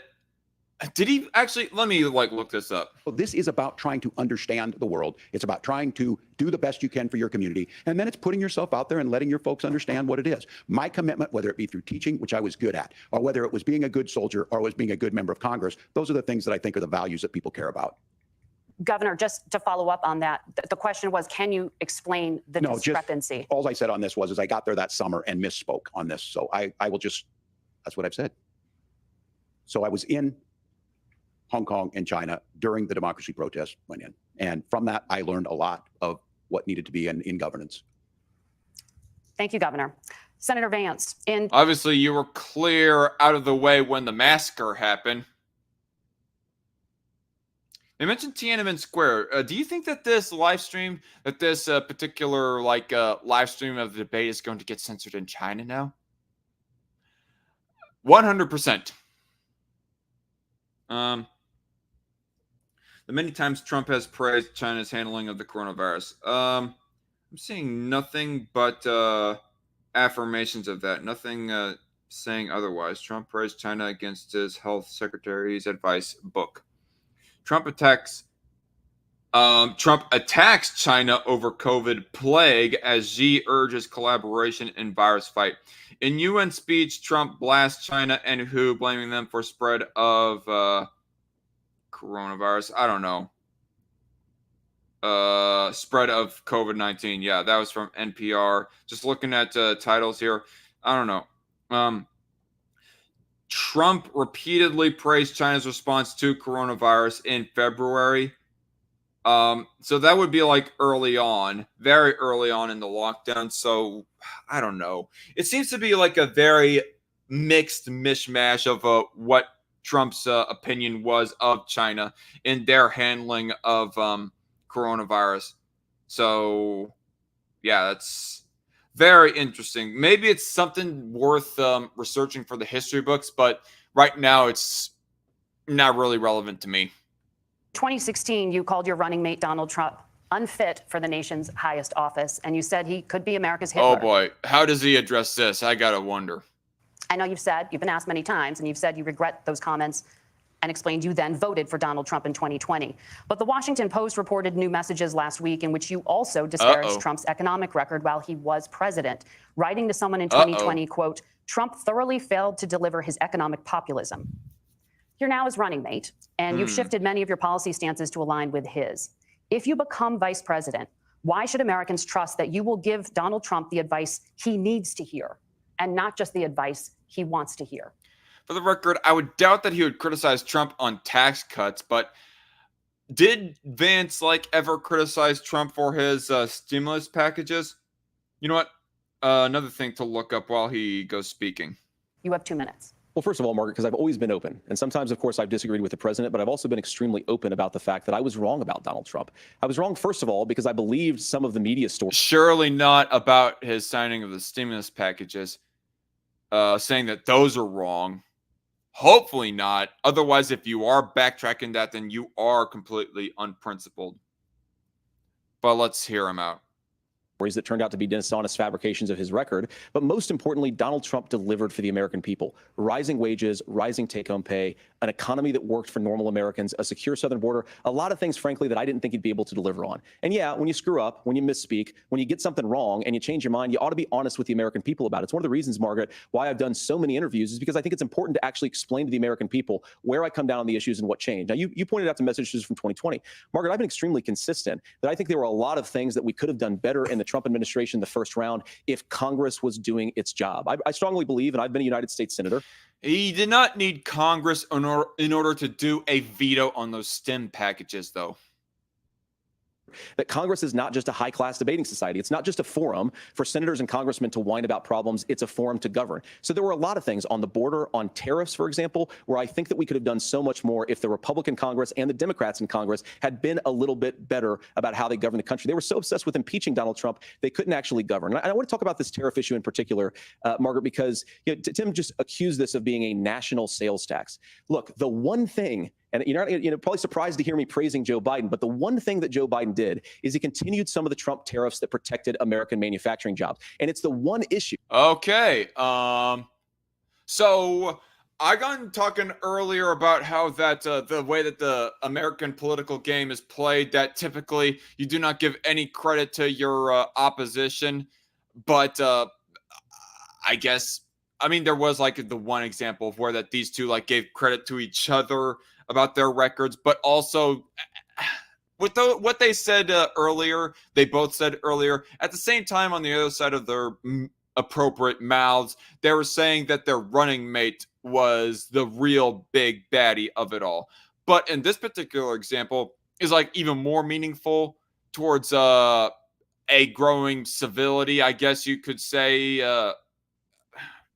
just to say in short, within American politics. I mean, if this precedent was to continue anyways, but it's doubtful that this attitude would continue, that J.D. Vance put forth right here, that being given some credit where it is due, where that, I guess, Biden continued the tariffs of Trump when he agrees, not saying that I agree with the tariffs that Trump did, but apparently Vance does, and he's all like, hey, I agree with tariffs, Trump did tariffs, and Biden didn't do anything to alter those tariffs. So I give Biden credit on that. So, okay, fair enough.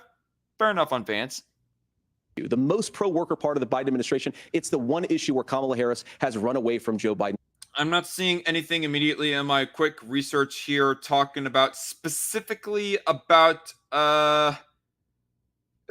STEM packages, of whether or not that Vance was critical of those or not under Trump.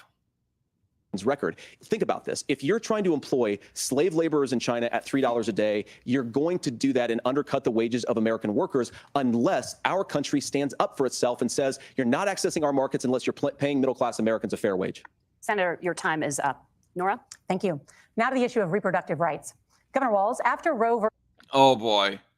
Is this really that relevant to bring up?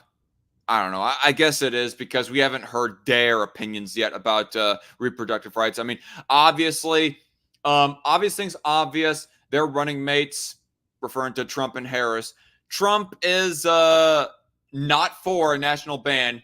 He's signing he's going to vote as a Floridian for the 8-week ban on abortion, or 6-week. I cannot remember what it was. That low of a cap on abortion in Florida, because he thinks that's preferable over allowing all abortions, including late-term abortions, to just, happen willy-nilly.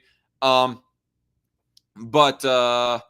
And on the other hand, you have Harris, who is trying to lie about Trump's positions and say that he is for a national ban on abortion. And she herself, on her own position, is saying of how she's real fickle to state of what her actual position is, even though we could almost pretty much guess and theorize that ultimately she might be for allowing, including late-term abortions to happen.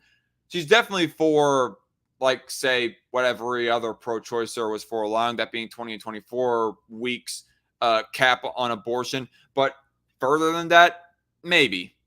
The fact that Harris doesn't want to directly answer that question, whether or not she's for any restrictions at all on abortion, goes showing that maybe she does support that. But, you know, there's actually a little bit more to be brought up in the vice presidential debate, because as much as we want to, like, criticize Harris for her fecklessness on not wanting to answer that question in the first debate, Walz, on the other hand, as governor of Minnesota, has more of a pro-abortion record than Harris does. So let's look. Versus Wade was overturned. You signed a bill into law that made Minnesota one of the least restrictive states in the nation when it comes to abortion. Former President Trump said in the last debate that you believe abortion, quote, in the 9th month is absolutely fine. Yes or no? Is that what you support? I'll give you 2 minutes. That's not what the bill says, but look, this issue. Bullshit. I read it. I researched it up myself, and I found that that was what it allowed. Is what's on everyone's mind. Donald Trump put this all into motion. He brags about how great it was that he put the judges in and overturned Roe versus Wade. 52 years of personal autonomy. Based. And then he tells us, oh, we send it to the states. It's a beautiful thing. Amanda is that a bad thing? Giving it back to the states? Jaworski would disagree with you on it's a beautiful thing. A young bride in Texas waiting for their child at 18 weeks. She has a complication, a tear in the membrane. She needs to go in. The medical care at that point needs to be decided by the doctor. And that would have been an abortion. But in Texas, that would have put them in legal jeopardy. She went home, got sepsis, nearly dies, and now she may have difficulty. Tell her to move her ass then. I don't give a fuck. States' rights for the win, I say. Having children. Or in Kentucky, Hadley Duvall, a 12-year-old child raped and impregnated by her stepfather. Those are horrific. Now, when God asked about that, Senator Vance said 2 wrongs don't make a right. There is no right in this. So in Minnesota, what we did. There is no right? Wait. Are you saying that there is no right in your position either? And what you would allow either? And that being allowing abortion? Okay. I mean, I don't know if I should, like, be shocked by the nihilism here. What could possibly be moral nihilism anyways, saying, oh, it's all wrong, so let's just allow the abortions despite it being wrong. Or if he's just trying to, I don't know, bullshit around. Actually, I do not remember what the other side of my point was going to be, so I'm just going to let it play. Was restore Roe versus Wade. We made sure that we put women in charge of their health care. But look, this is not where, if you don't know Amanda or a Hadley, you soon will. Their Project 2025 is going to have a registry of pregnancies. It's going to make it more difficult, if not impossible, to get contraception and limit access, if not eliminate access to infertility treatments. For so many of you out there listening, me included, infertility treatments are why I have a child. That's nobody else's business, but those things are being proposed. And the catch-all on this is, well, the states will decide what's right for Texas might not be right for Washington. That's not how this works. This is basic. It is. You were running for president of the United States. You're supposed to swear an oath to the U.S. Constitution, not any individual state constitution that may possibly vary from state to state as far as what is legally allowable or not, and therefore what is legally allowed to be legislated on by those legislatures. Otherwise, it goes against their appropriate state constitutions. No, it is right. For you to say otherwise, that is blatantly against the 10th Amendment, you dork. Human right. We have seen maternal mortality skyrocket in Texas, outpacing many other countries in the world. This is about healthcare. In Minnesota, we are ranked first in healthcare. I don't quite I don't quite believe that claim, but statistical debates about how much abortions have, you know what? fuck, I should like actually look into that more. It's been like what, 2 years, more than 2 years since Roe v. Wade has been overturned, and you have all these new anti-abortion bills being passed in different states. It might actually be worth researching into, because this is like one of the sides of the debate that I get locked into with people of the likes of War Corp 666, for example, saying that, banning abortion, it actually causes there to be more abortions as opposed to less, or cause more maternity deaths as opposed to lower. I mean, I've mentioned the point before about how that before Roe v. Wade was a thing, the maternal deaths from lack of abortion access, because, I don't know, they still try to go for the abortion, but they end up dying from a coat hanger botched abortion or something or otherwise, is almost statistically non-existent. But that was like more for that time and period. We got to like take this chronologically into context as far as what causes what, if I'm making any sense right now, because our society is safe to say that our society is far different now than it was back in the 70s and 60s and, just mid and late century of the 20th century. And maybe it's a bit of a different beast to try and predict on whether or not that abortion would rise, maternal deaths would rise with an abortion ban. I mean, I'm still against abortion for the moral and ethical side of things. I mean, even if, say, I don't know, for example, I don't know, it might not be quite an apt example, even if somehow making homicides illegal, which obviously homicides are illegal, but just as a completely like borderline ridiculous, far out there example, if homicides weren't illegal already, but we were to make them illegal and they somehow still managed to rise despite them being made illegal, I would still be for making them illegal, because taking one other person's right to life just because you found them like looking at your girlfriend in a in a kind of sexual manner, and therefore you theorize that maybe they're going to later try to cheat on you and your wife, therefore, or girlfriend, excuse me, also cheat on you by cheating with that other dude, or some other situation of where that they commit petty homicide or something like that. It's still wrong regardless of whether or not the stats, and it's wrong for us to say, oh yeah, that's completely fine and dandy, regardless of whether or not that those types of stats would raise in our society or not. And I kind of say the same thing with abortion, although abortion obviously not being as objectively of an immoral thing as homicide. I must caveat that before I get too many pro-choicers pissed off at me. Here for a reason. We trust women. We trust doctors. Senator, do you want to respond to the governor? And let me address more of the live chat here, first of all. Kamala likes the corrupt white men. I don't know. I don't know about that. I mean, Biden chose her. She did not choose Biden when she ended up being a running mate for Biden back in 2020. Oh, yeah, I believe he's fibbing about his military status, too. Like John McCain. Really? Was John McCain really that much of a liar about his own military service history? You do keep pausing, lol. Well, it's kind of funny, because even though that I pause less often than Monkey, these the live stream here still ends up feeling longer than what Monkey streams actually are.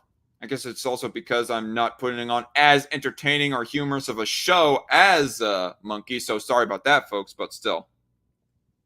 Is he a child of the corn? I don't know, maybe he did maybe he secretly was one of those actors for that movie way back when he was a kid.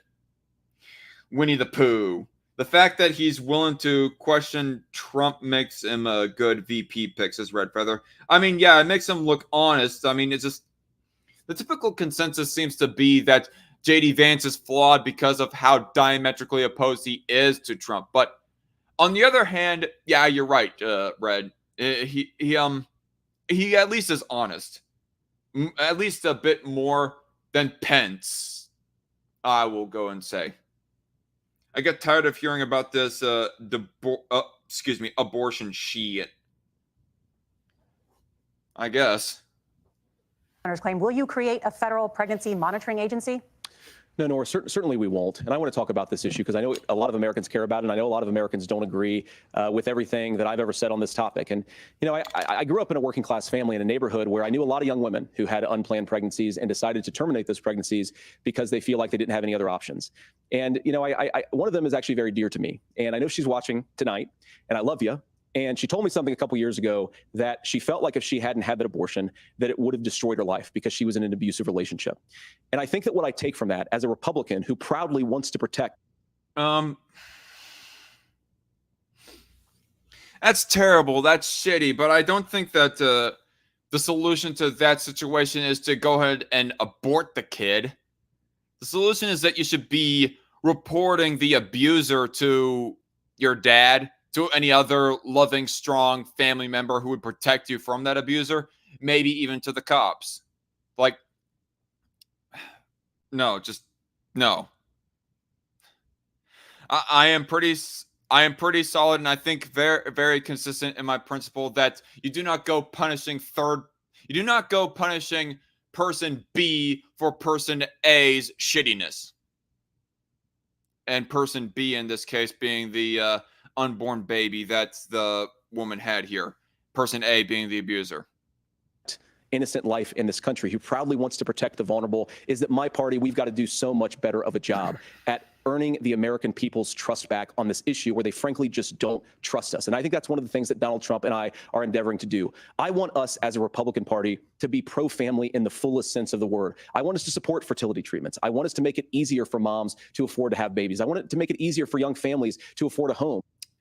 That's cool. And until things become more affordable, I am strongly a proponent of donating to needy mothers who are rather on the rocks economically speaking.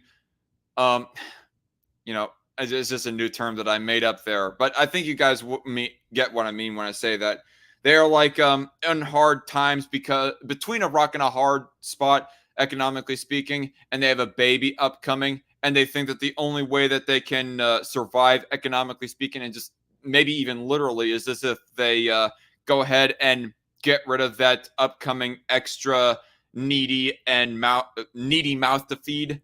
I'm for donating to those needy mothers. Unfortunately, as it stands right now, the regular organization that I did end up doing my donations to for needy mothers, that was Kansas Coalition for Life. They're like really on hard times, especially ever since the death of Mark Geetson, who was the original director of KCFL. And unfortunately, the people who have kind of taken over for Mr. Geetson and his position of directing funds and managing the organization, they're really not good with their job of trying to provide me with the right information on how to donate.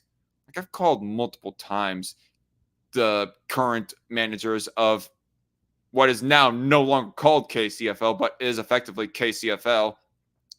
And they have never got back to me on what link I should go to for donating. So kind of, I don't know.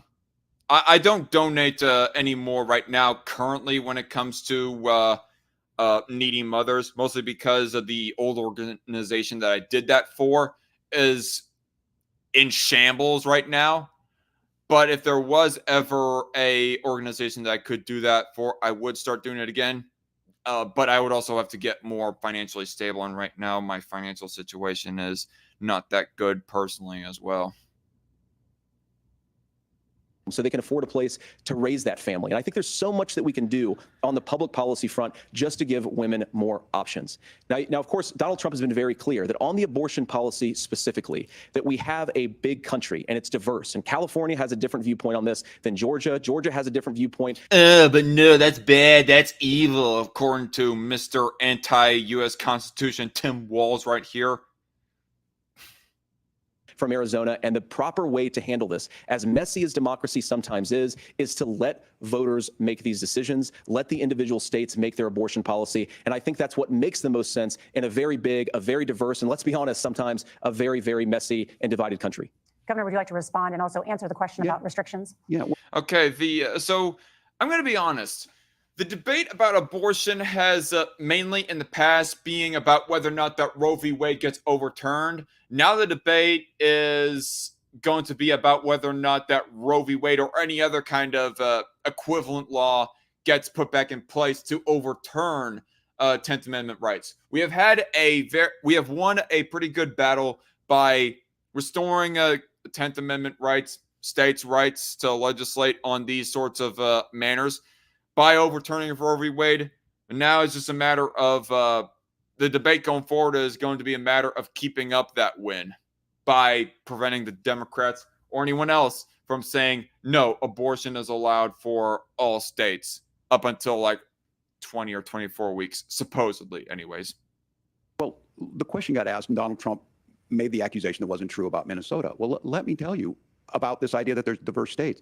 There's a young woman named Amber Thurman. She happened to be in Georgia, a restrictive state.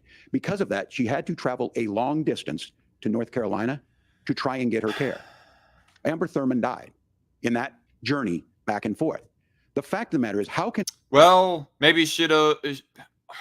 I'm going to be quite blunt here. Maybe she should have moved sooner, or she should have sought an alternative.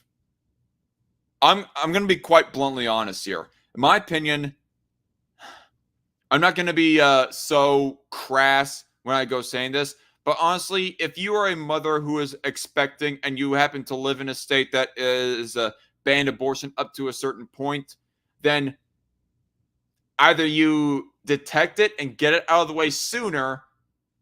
I do not know what the time is for Georgia, 6 weeks or 8 weeks. Like, get it flushed out before the 6 week period or 8 week period, whatever. Or you find an alternative to aborting that baby, get some financial help and some other manner of speaking, or you should have moved out sooner. But this, honestly, this committal, this, it's almost bloodthirsty, honestly.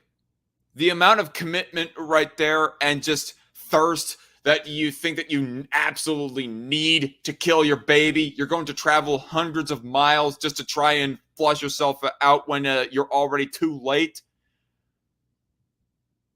Honestly,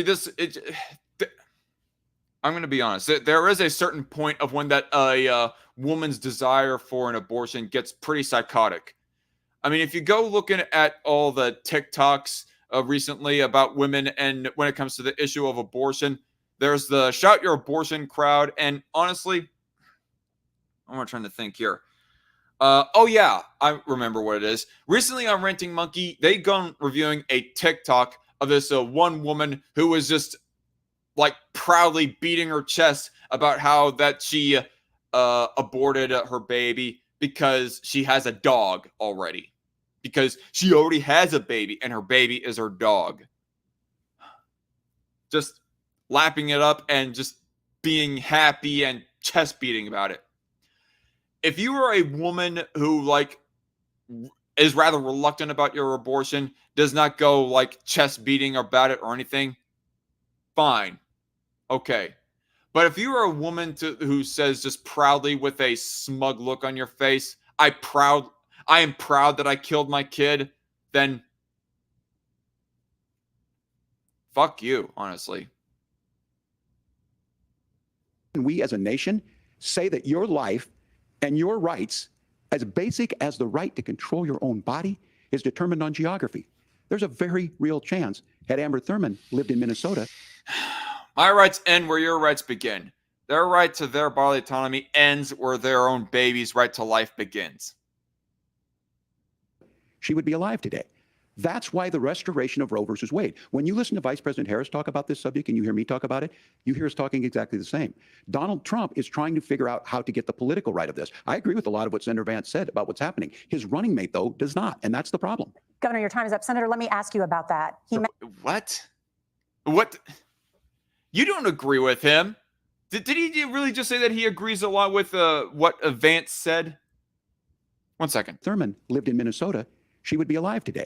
That's why the restoration of Roe versus Wade. When you listen to Vice President... Well, then maybe she should have moved to Minnesota sooner. I mean, I still think that it's kind of fucked up that a woman would get abortion, like, at all. But honestly, looking at this from, like, a purely, like, legal standpoint, U.S. Constitution standpoint, the legal and more legitimate way of going about this is if she moved to Minnesota. And no harm, no foul. But the commitment to like travel hundreds of miles just to get an abortion and then try to travel back as opposed to moving to a different state, just, I don't know. There's just something that just doesn't set with me right, even more so with that idea than just moving to a different state entirely in the first place. So you could like abort your baby or whatever. I don't know. Both are still pretty fucked up, but there's just something that doesn't set right with me on this other scenario. Anyway, I'm getting distracted. President Harris talk about this subject and you hear me talk about it, you hear us talking exactly the same.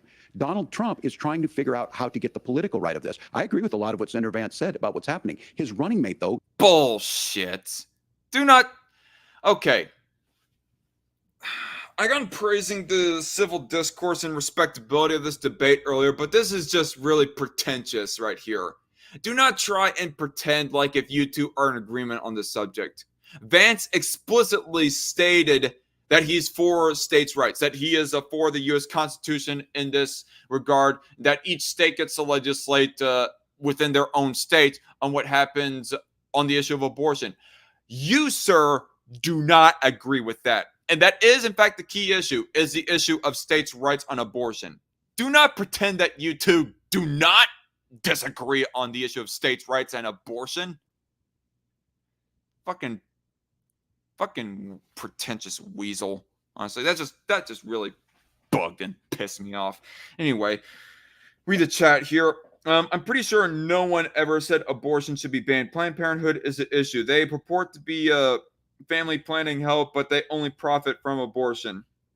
Pretty much. Women's autonomy only matters with abortion. Like they have no autonomy over getting pregnant. Rape and incest are like 3% of abortions. Yeah. Does not, and that's the problem. Governor, your time is up. Senator, let me ask you about that. He mentioned, I think, referring to a national ban. In the past, you have supported a federal ban. There are 10 people watching right now, but Red Feather is like the only one live chatting. What's up with that? Ban on abortion after 15 weeks. In fact, you said if someone can't... 8 people now, but it keeps on fluctuating between like 6 to 7 all the way up to 10. It's like, what's up with that? Support legislation like that. Quote, you are making the United States the most barbaric pro-abortion regime anywhere in the entire world. My question is, why have you changed your position? Well, Nora, first of all, I never supported a national ban. I did when I was running for Senate in 2022 talk about setting some minimum national standard. For example, we have a partial birth abortion ban in place in this country at the federal level. I don't think anybody's trying to get rid of that, or at least I hope not, though I know that Democrats have taken a very... Partial birth abortion ban. Yep. Anything outside of the womb, let's just fuck that all. Just fuck off with that shit.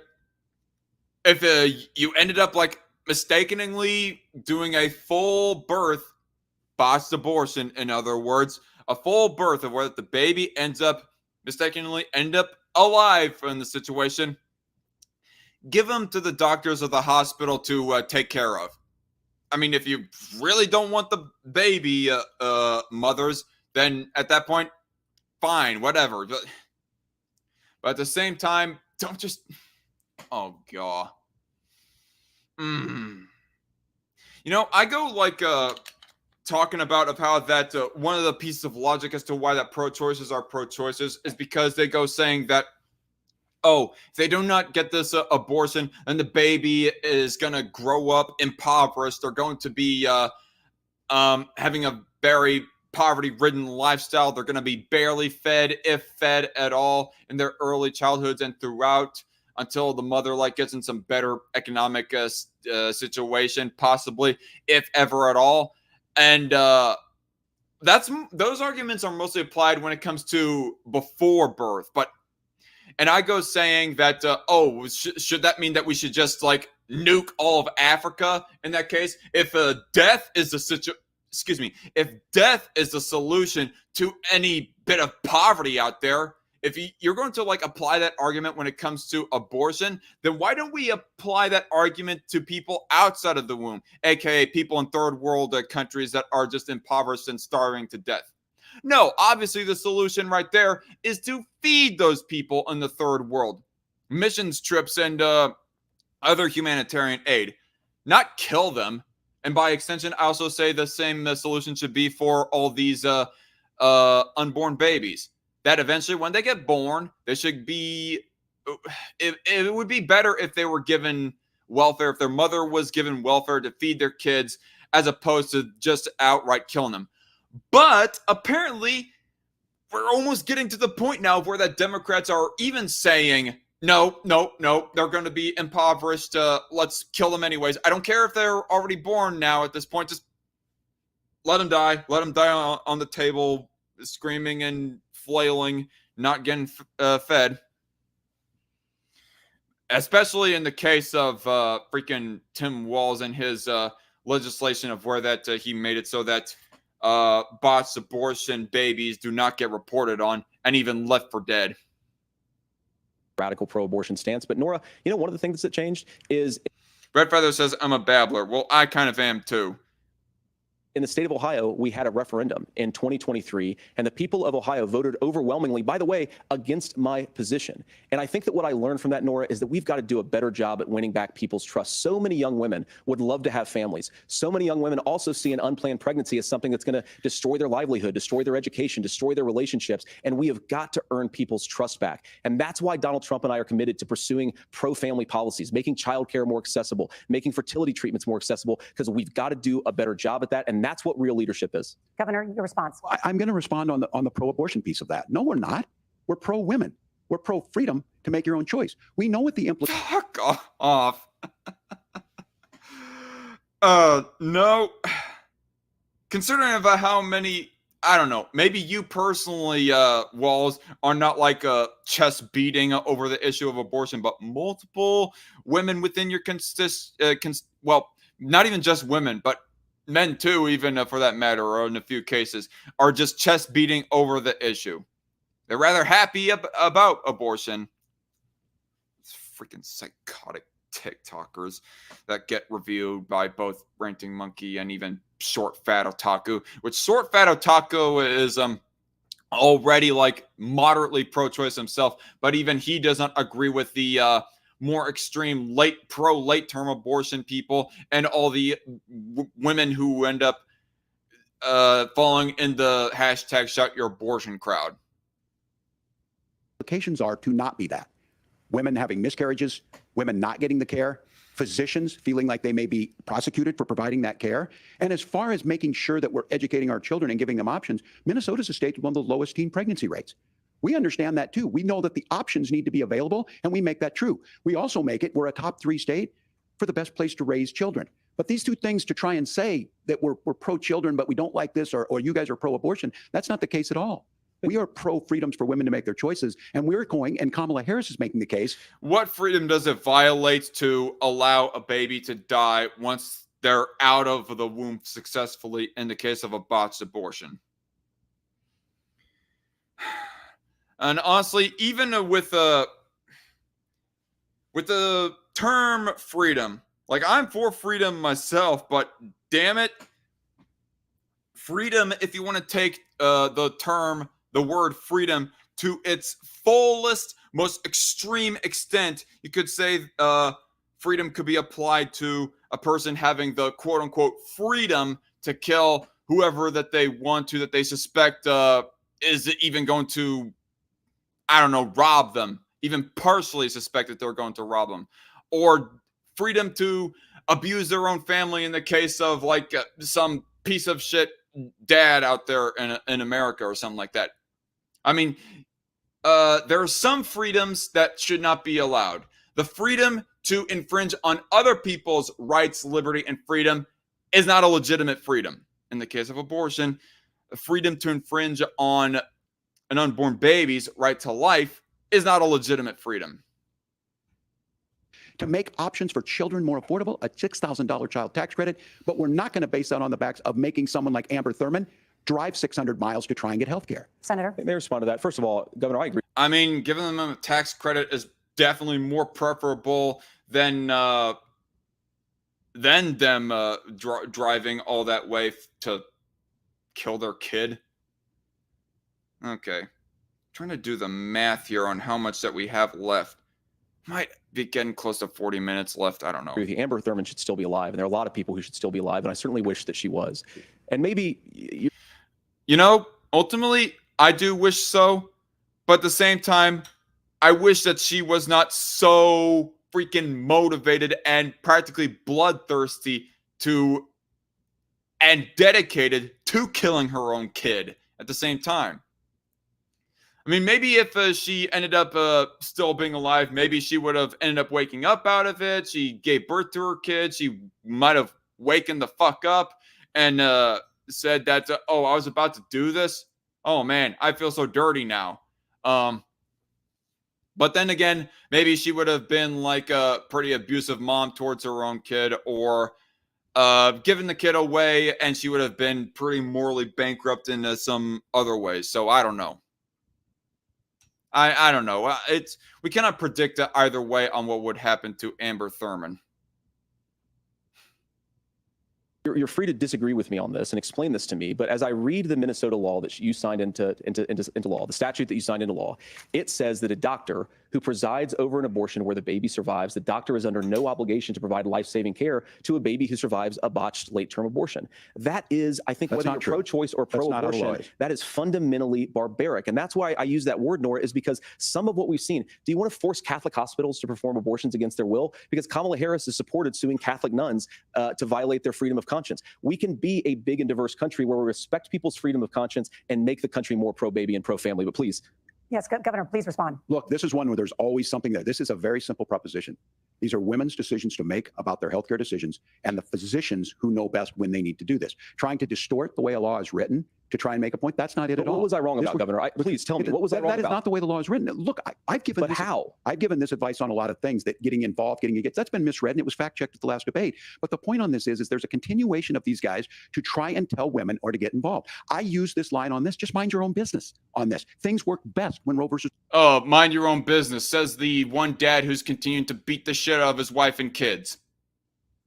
Wade was in place. When we do a restoration of Roe, that works best. That doesn't preclude us from... I'm not saying that these are like exactly the same thing, but, you know, obviously beating the shit out of your kids is more objectively agreed upon to be immoral than aborting your own kid.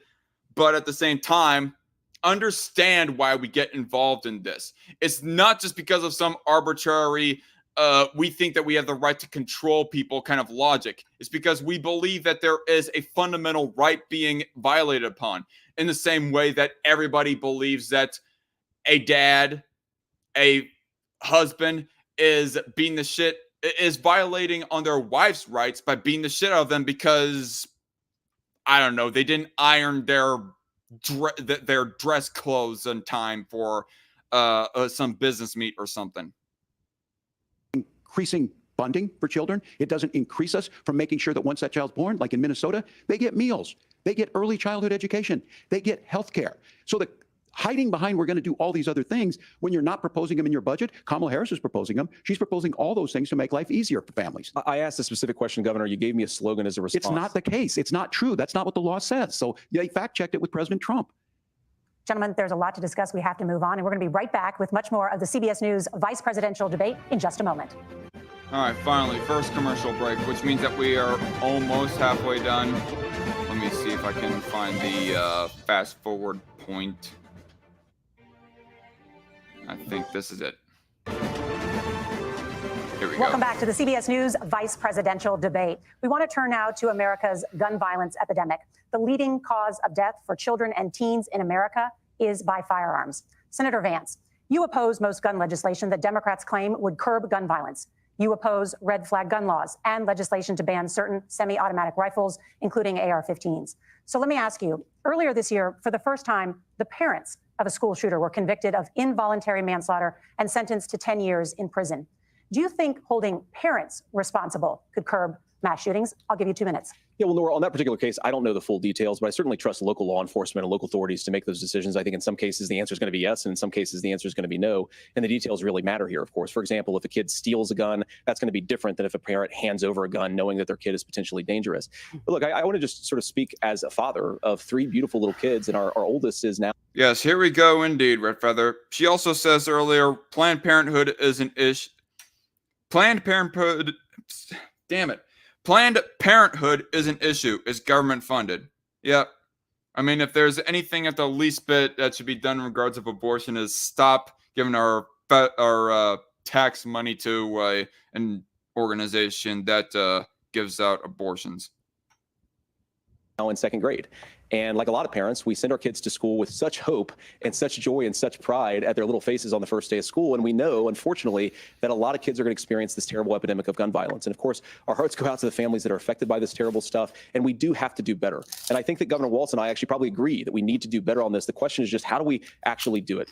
Now, here's something that really bothers me and worries me about this epidemic of violence. The gross majority, close to 90% in some of the statistics I've seen, of the gun violence in this country is committed with illegally obtained firearms. And while we're on that topic, we know that thanks to Kamala Harris's open border, we've seen a massive influx in the number of illegal guns run by the Mexican drug cartel. So that number, the amount of illegal guns in our country is higher today than it was 3.5 years ago. But what do we do about the schools? What do we do to protect our kids? And I think the answer is, and I say this not loving the answer, because I don't want my kids to go to school in a school that feels unsafe or where there are visible signs of security. But I unfortunately think that we have to increase security in our schools. We have to make the doors lock better. We have to make the doors stronger. We've got to make the windows stronger. And of course, we've got to increase school resource officers, because the idea that we can magically wave a wand and take guns out of the hands of bad guys, it just doesn't fit with recent experience. So we've got to make our schools safer. And I think we've got to have some common sense bipartisan solutions for how to do that.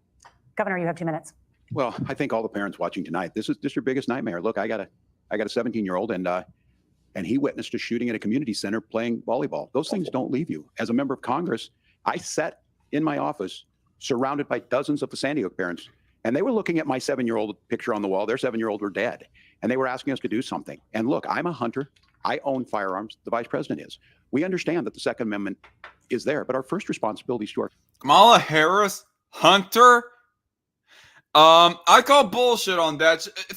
She does not look anything like the type to have ever gone hunting. And no, I have not gone hunting either. I have shot guns on the range myself, but I have not so much hunted. I want to go hunting sometime, but she does not look— I doubt it. I mean, what has she hunted? Has she, like, shot an occasional raccoon that invaded on her property or something? That's not hunting. That's pest control, if anything. But even that, I would doubt that she does her own pest control. Having to use a gun for pest control of varmints and shit like that. Kids to figure this out. In Minnesota, we've enacted enhanced red flag laws, enhanced background checks, and we can start to get data. But here's the problem. If we really want to solve this, we've got folks that won't allow research to be even done on gun violence. And this idea that we should just live with it. And I here's what I do think, that this is a good start to the conversation. I 100% believe that Senator Vance hates it when these kids, it's abhorrent and it breaks your heart. I agree with that. But that's not far enough when we know there are things that work. I've spent time in Finland and seen some Finnish schools. They don't have this happen, even though they have a high gun ownership rate in the country. There are reasonable things that we can do to make a difference. It's not infringing on your Second Amendment. Are they doing stuff out there that actually either completely infringes on their gun rights, full stop, by like saying, oh no, you're not allowed to use XYZ or own XYZ gun, or even slow them down extremely in the process of getting a gun? Or are they doing something else completely different? I mean, it's definitely a topic worth looking into. I mean, Switzerland, they have, if anything, like a little bit more of a profuse usage of guns out there per capita than the United States. I mean, I could be like possibly talking about out of my ass, or it's at least similar anyways. If you freaking combine the facts that there's a lot of guns, excuse me, what am I trying to say here? Collect my thoughts here. There's like 3 points that I want to mention here. And that being point A, that they are mandated to join the service. B, they are allowed to take their guns that they get from being in military service back with them to their own homes. And C, they are also allowed to own a variety of different kinds of guns. I don't know. They might have, I don't think they allow, quote unquote, assault weapons in the same way that America does. But with all those combining little factoids, it seems that if I had to guess anyways, they would have like a similar gun ownership rate as that of the United States, and yet their gun violence is less than that of us. Is it actually the guns, or is it something else that is another side effect or side issue that isn't guns specifically, related to guns primarily, but is still a contributing factor as to why that we're violent, but they're not? And the idea to have... I know that I changed the talking point to Switzerland, but and he's talking about Finland, obviously, but Switzerland I know a little bit more about than Finland.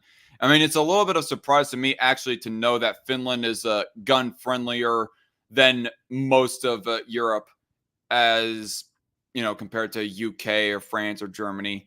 But they're more similar to Switzerland than any of those other European countries.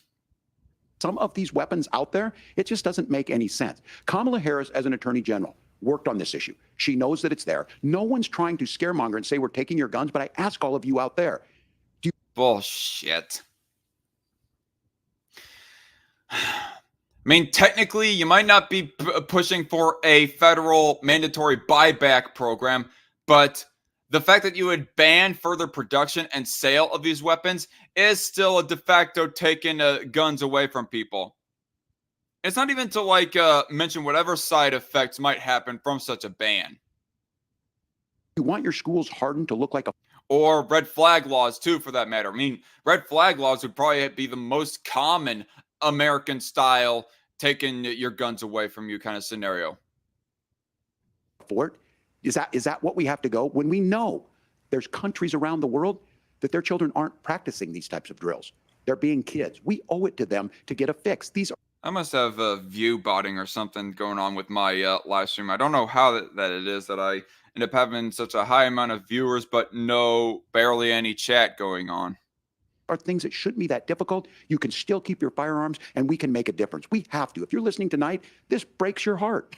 Senator. Tim, first of all, I didn't know that your 17-year-old witnessed a shooting. I'm sorry about that, and I hope you're doing okay. So. Christ have mercy. It is awful. Okay. And I appreciate what Tim said, actually, about Finland, because I do think it illustrates some of the frankly... Ends up fluctuating, and it's dropped all the way down to 7. It was at 14 a second ago, and now it's down to 7. I don't know. It's weird. Something is weird going on with the YouTube algorithm and stuff like that right now. Weird differences between our own country's gun violence problem and Finland is, okay, first of all, we have way higher rates of mental health abuse or mental health substance abuse. We have way higher rates of depression, way higher rates of anxiety. I shared your stream around in Discord. Well, thanks, Red Feather. Apparently some of those friends of yours around in Discord don't think that I'm entertaining enough of a listen right now or something. I don't know. I don't know how to make it better. Maybe people are just in and out. I don't know. Perhaps. Very quickly in and out. Anxiety. We unfortunately have a mental health crisis in this country that I really do think that we need to get to the root causes of, because I don't think it's the whole reason why we have such a bad gun violence problem, but I do think it's a big piece of it. Another driver of the gun violence epidemic, especially that affecting our kids, it doesn't earn as many headlines, but is the terrible gun violence problem in a lot of our big cities. And this is why we have to empower law enforcement. Yeah, a huge amount of individual one-on-one shootings is not much of an attention grabber as one person gunning down 12 people in one sitting. To arrest the bad guys, put them away, and take gun offenders off the streets. I think there's a whole host of things that we can do here, but I do think at our schools And not to mention also, talking about inner city. That kind of implies that a good chunk of this, even if it's not quite a majority, but still the fact that a large share of it would be Black people makes it pretty taboo to be talking about it like at all in general. Like, I'm not trying to blame Black people or anything like that for gun violence specifically. I mean, it's still like a minority of even for any Black person that is a homicidal maniac or a gun murderer or something like that, it's still a super minority of that entire demographic group. But regardless, still that little factor in it that makes it either super boring to talk about or at worst taboo to talk about. Got to talk about more security. Senator, thank you. Governor, you previously opposed an assault weapons ban, but only later in your political career did you change your position. Why? Yeah, I sat in that office with those Sandy Hook parents. I've become friends with school shooters. I've seen it. Look, the NRA, I was an NRA guy for a long time. They used to teach gun safety. I'm of an age where my shotgun was in my car so I could pheasant hunt after football practice. That's not where we live today. And maybe NRA doesn't, I mean, you got all the people of the more extremely libertarian and anarchist crowds that have a whole, and just people who are more consistently pro gun rights than NRA, who have problems with NRA just in general. But on the subject of,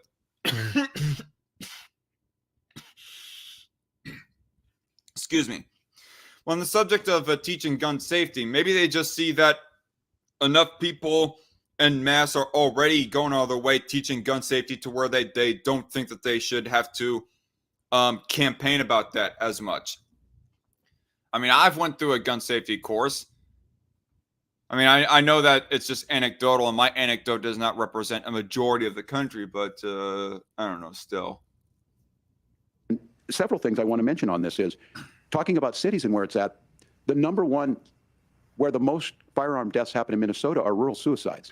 And we have an epidemic of children getting guns and shooting themselves. And so we have, and we should look at all of the issues.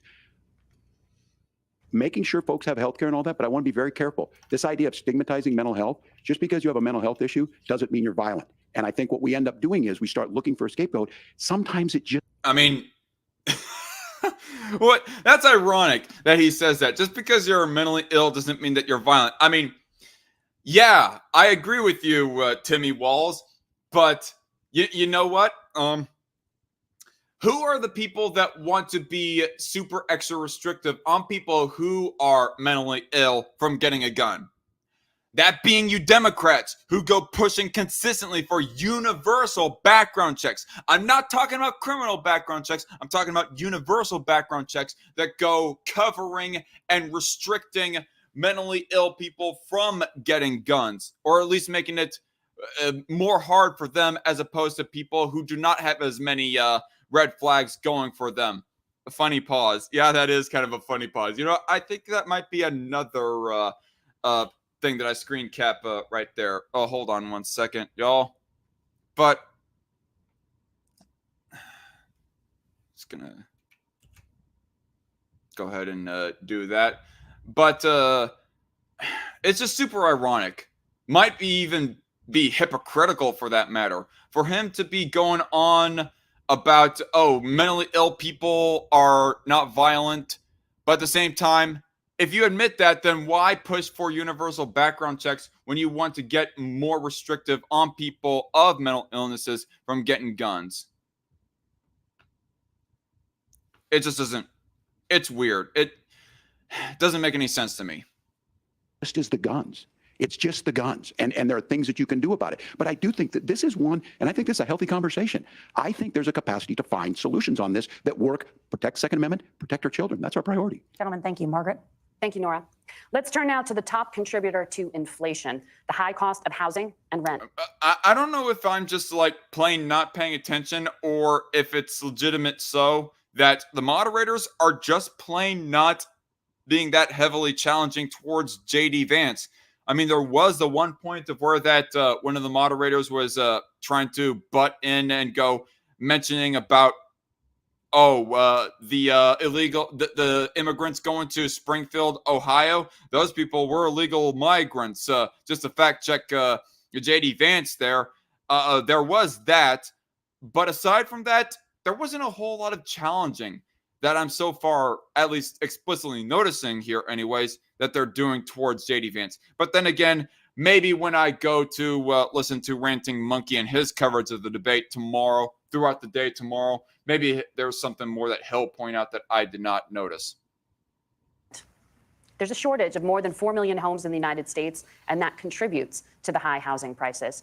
Governor Walz, the Harris campaign promises a $25,000 down payment assistance for first-time home buyers and a $10,000. I think I will be able to actually get it through this entire thing without having to do a two-parter. I'm feeling fairly high in energy right now, and I think I have only about, 35 minutes left, especially if you disinclude the commercial break.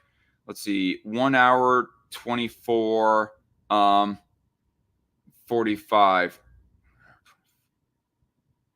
I don't know. It's probably closer to 40 minutes. I don't know. Let's stop having gun-free zones. I don't even think the moderators are paying attention, says Red Feather. Either that or I'm not paying attention. But you could be right, Red. Tax credit. They also promise to build 3 million new homes. Where are you building these homes, and won't handing out that kind of money just drive up prices higher? No, it's not handing out. We have, first, let me say this issue of housing, and I think those of you listening on this, the problem we've had is that we've got a lot of folks that see housing as another commodity. It can be bought up, it can be shifted, it can be moved around. Those are not folks living in those houses. Those of you listening tonight, that house is a big deal. I bought and owned one house in my life. My mom still lives in the house where I was. And when I think of a house, I'm thinking of Christmas services after midnight mass where you go with your family. We need to make it more affordable. And one of the things, as I said, this program that the vice president is pushing forward and bringing a new way of approaching this is something we're doing in Minnesota from that lead. We in the state invested in making sure our housing was the biggest investment that we'd ever made in housing. It starts to make it easier. We cut some of the red tape. Local folks, look, we can't do it at the federal level, but local folks make it easier to build those homes. And then that down payment assistance. I can tell all of you out there, certainly for me, using the GI Bill was one thing, but a veteran's home loan, the big thing about a veteran's home loan is you don't have to pay the down payment. Those are things that make it there. Now, look, you're going to pay it back and you're going to pay your mortgage. Those are things that we know in the long run, the appreciated value, the generational wealth that's created from it. And I will give Minneapolis an example. Minneapolis is the one city where we've seen the lowest. Whole bunch of stuff that kind of goes over my head. So sorry if I should be responding to some of this stuff and I just am not, but I don't have the arguments for this. Inflation rates. We've seen a 12% increase in stock because we've put some of these things in, and we're implementing a state program to make sure we give some of that down payment assistance. We get it back from people because here's what we know. People with stable housing end up with stable jobs. People with stable housing have their kids able to get to school. All of those things in the long run end up saving our money. And that's the thing that I think we should be able to find some common ground in, but we can't blame immigrants for the only reason. That's not the case that's happening in many cities. The fact of the matter is that we don't have enough naturally affording. It doesn't make sense that you would just completely dismiss that. I mean, the more people that you have existing in the country, the more that demand is going to increase without an inherent increase in the supply. So therefore, those houses are going to be considered to be more of a higher value to people, so therefore they're going to end up being charged higher. Like, you cannot just dismiss it like so flagrantly like that, Timmy. Especially not without a further explanation of the subject matter. Affordable housing, but we can make sure that the government's there to help kickstart it, create. Hello, Ivan's son in the live chat. He says, I live in the Soviet Socialist state of Minnesota. Well, I pity you.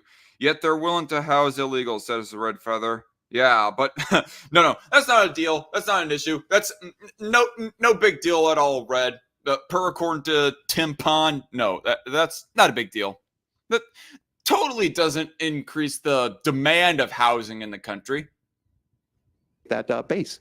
Governor, your time is up. Senator Vance, as far as your campaign's position, the promise is to seize federal lands to build homes, remove regulation, provide tax breaks, and cut back on immigration, which you say pushes up prices. Where are you going to build all the new homes you're promising, and what part of any of this plan will provide immediate relief. Wait, why don't you ask that question to Walz as well? Because I think if anything, Walz, the Harris-Walz campaign has a more of an emphasized plan for building more houses than Trump and Vance. Why didn't you press Walz on that question? Weirdo. 2 minutes. Well, first of all, Tim just said something that I agree with. We don't want to blame immigrants for higher housing prices, but we do want to blame Kamala Harris for letting in millions of illegal aliens into this country, which does drive up costs, Tim. Stop interrupting. Shut up, Tim. 25 million illegal aliens competing with Americans for scarce homes is one of the most significant drivers of home prices in the country. It's why we have massive increases in home prices that have happened right alongside massive increases in illegal alien populations under Kamala Harris's leadership. Now, Tim just mentioned a bunch of ideas. Now, some of those ideas I actually think are halfway decent, and some of them I disagree with. But the most important thing here is Kamala Harris is not running as a newcomer to politics. She is the sitting vice president. If she wants to enact all of these policies to make housing more affordable, I invite her to use the office that the American people already gave her, not sit around and campaign and do nothing. Well, you go talking about the office, like, yeah, she can like go ahead and actively campaign for this stuff, like go pleading Congress and being the mouthpiece of the Biden administration for all this stuff. But within the office, there's nothing that she could really do outside of breaking a tie within the Senate, which, as it is right now, the Senate is not pushing forth any bill that goes trying to increase the supply of housing or trying to give a tax break to people who are like new home buyers or anything like that. So until then, not really much that she can do, JD. Just saying. While Americans find the American dream of homeownership completely unaffordable. Now, you asked, Margaret, what would immediately change the equation for American citizens if you lower energy prices? As Donald Trump says, drill, baby, drill. One of the biggest drivers of housing costs, aside from illegal immigration, is think about drill, baby, drill. I feel like I taking a time machine back to 2008 with Sarah Palin and all that stuff. If a truck driver is paying 40% more for diesel, then the lumber he's delivering to the job site to build a house is also going to become a lot more expensive. If we open up American energy, you will get immediate pricing relief for American citizens, not, by the way, just in housing, but in a whole host of other economic goods, too. True. Senator Vance, you still have 23 seconds there. Do you want to answer? Can I have it? Where, Governor, we will get to you in a moment. But Senator, where are you going to seize the federal lands? Can you clarify? Well, what Donald Trump has said is we have a lot of federal lands that aren't being used for anything. They're not being used for national park. They're not being used, and they could be places where we build a lot of housing. And I do think that we should be opening up building in this country. We have a lot of land that could be used. We have a lot of Americans that need homes. We should be kicking out illegal immigrants who are competing for those homes, and we should be building more homes for the American citizens who deserve to be here. Senator, your time is up. Governor, I do want to let you respond. I'm trying to do the math in my head on the timer here. Like, maybe I should like stop trying to do it when it's actually live. But because when I'm like doing this live, when the live stream for these debates is still live, and I end up falling behind, it becomes really freaking hard to tell where I'm at as far as how far along I am until it's done. You know, I'm going to take a pause for reading the live chat a bit. Red Feather says, Kamala reads Dr. Seuss. We have to think of the things we've never thought about before. Yeah, right. Ivan Son says the Muslims are mostly in the cities, but the state wants them in the outstate. Yeah, I mean, I wouldn't doubt it. He also says there are at least two Minnesotas, the Twin Cities metro area and the outstate. Okay, I see. As in two different cultures within Minnesota, the Twin Cities and everywhere outside of the Twin Cities? To the allegation that the vice president is letting in Well, of course, that's not true. And again, you have the facts. I guess we agreed not to fact check. I'll check it. Look, crossings are down. 22 people watching right now. Thank you all for watching. Now, if I don't know. I'm just gonna say it. Now, if you could do something more than just watch, or at least a handful of you, anyways, that would be great too. But I don't know. Don't if you don't want to either. That's cool too, I guess. Just the viewership is still like a help in the algorithm for the long run, I would predict anyways.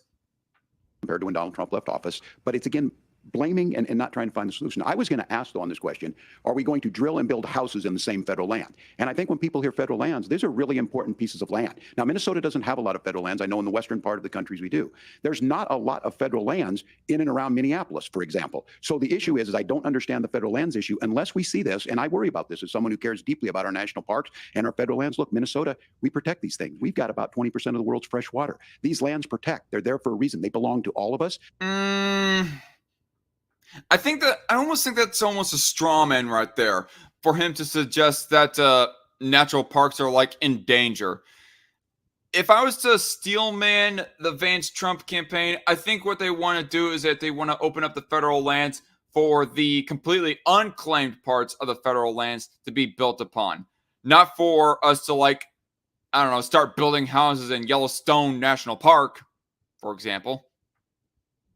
But again, this is when you view housing and you view these things as commodities. Like, there's a chance to make money here. Let's take this federal land and let's sell it to people for that. I think there's better ways to do this. We've seen it in Minnesota. We're able to refurbish some of these houses. We're able to make some investments. That gets people in. And I'm still on the fact on this. Economists, Senator Vance, you said you don't like the economists. Which economists are saying that it is immigrants that's adding to the cost? Governor, your time is. I mean, I don't know. Do we really have to look at economists specifically? It seems like a very simple 1 + 1 = 2 math bit of logic right there. I mean, very simple supply and demand. If you increase the demand of something, but you don't necessarily increase the supply, the price of that thing is going to go up. Anyway, Red Feather says California is like that too. There's the coast and eastern coast. In Eastern California, excuse me. Why did I read Eastern Coast? My bad.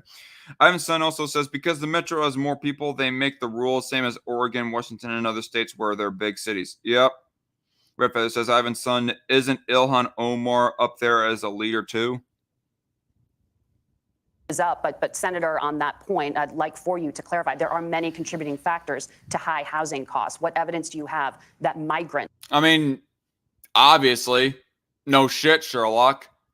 And to be clear, by the way, y'all, I'm not trying to downplay that there are like other factors to this as well, to why that freaking housing is so expensive.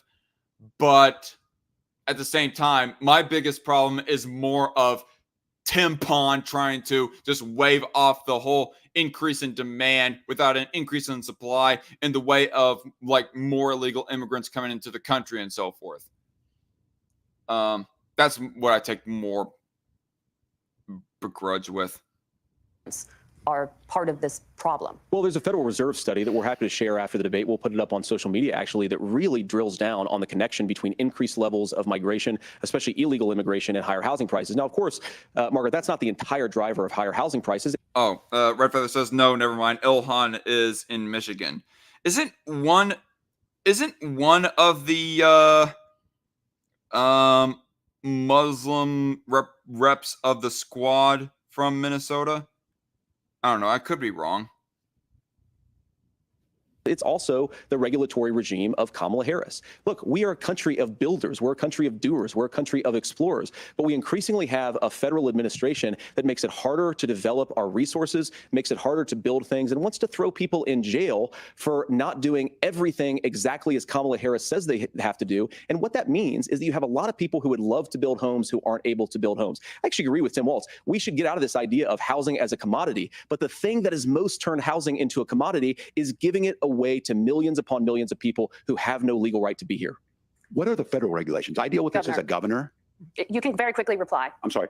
I get this as a governor, and I don't necessarily disagree with that in some cases, many of those are local, many of them are state. I don't know which ones are federal, but I think whenever we talk regulations, people think they can get rid of them. I think you want to be able to get out of your house in a fire. I think you want to make sure that it's fireproof and those types of things. So which are the regulations? Because the vice president's not responsible for those. Congress writes those. Governor, thank you. Gentlemen, we have a lot to get to. You're passionate about the housing crisis, I can tell. But Nora? Thank you. One of the top problems facing Americans. Oh, that was weird. I just saw the live viewer count on my live stream here go from 4, jump all the way up to 11. This is very weird. is the high cost of health care. Senator Vance, at the last presidential debate, former President Trump was asked about replacing the Affordable Care Act. In response, he said, "I have concepts of a plan." Since then, Senator, you've talked about changing how chronically ill Americans get health insurance. Can you explain how that would work? And can you guarantee that Americans with pre-existing conditions won't pay more? I'll give you 2 minutes. Well, of course, we're going to cover Americans with pre-existing conditions. In fact, Red Feather says she sees 14. Well, now I see 9, but all right. I don't know. Maybe YouTube is just glitching on me, period, point blank. a lot of my family members have gotten health care. I believe, members of my family actually got private health insurance, at least for the first time, switched off of Medicaid onto private insurance for the first time under Donald Trump's leadership. And I think that, a lot of people. I think the actual live stream is now ended right now. Have criticized this concepts of a plan remark. I think it's very simple common sense. I think as Tim Walz knows from 12 years in Congress, you're not going to propose a 900-page bill standing on a debate stage. It would bore everybody to tears, and it wouldn't actually mean anything because part of this is the give. This debate has kind of bored me to tears overall, just being honest. And take of bipartisan negotiation.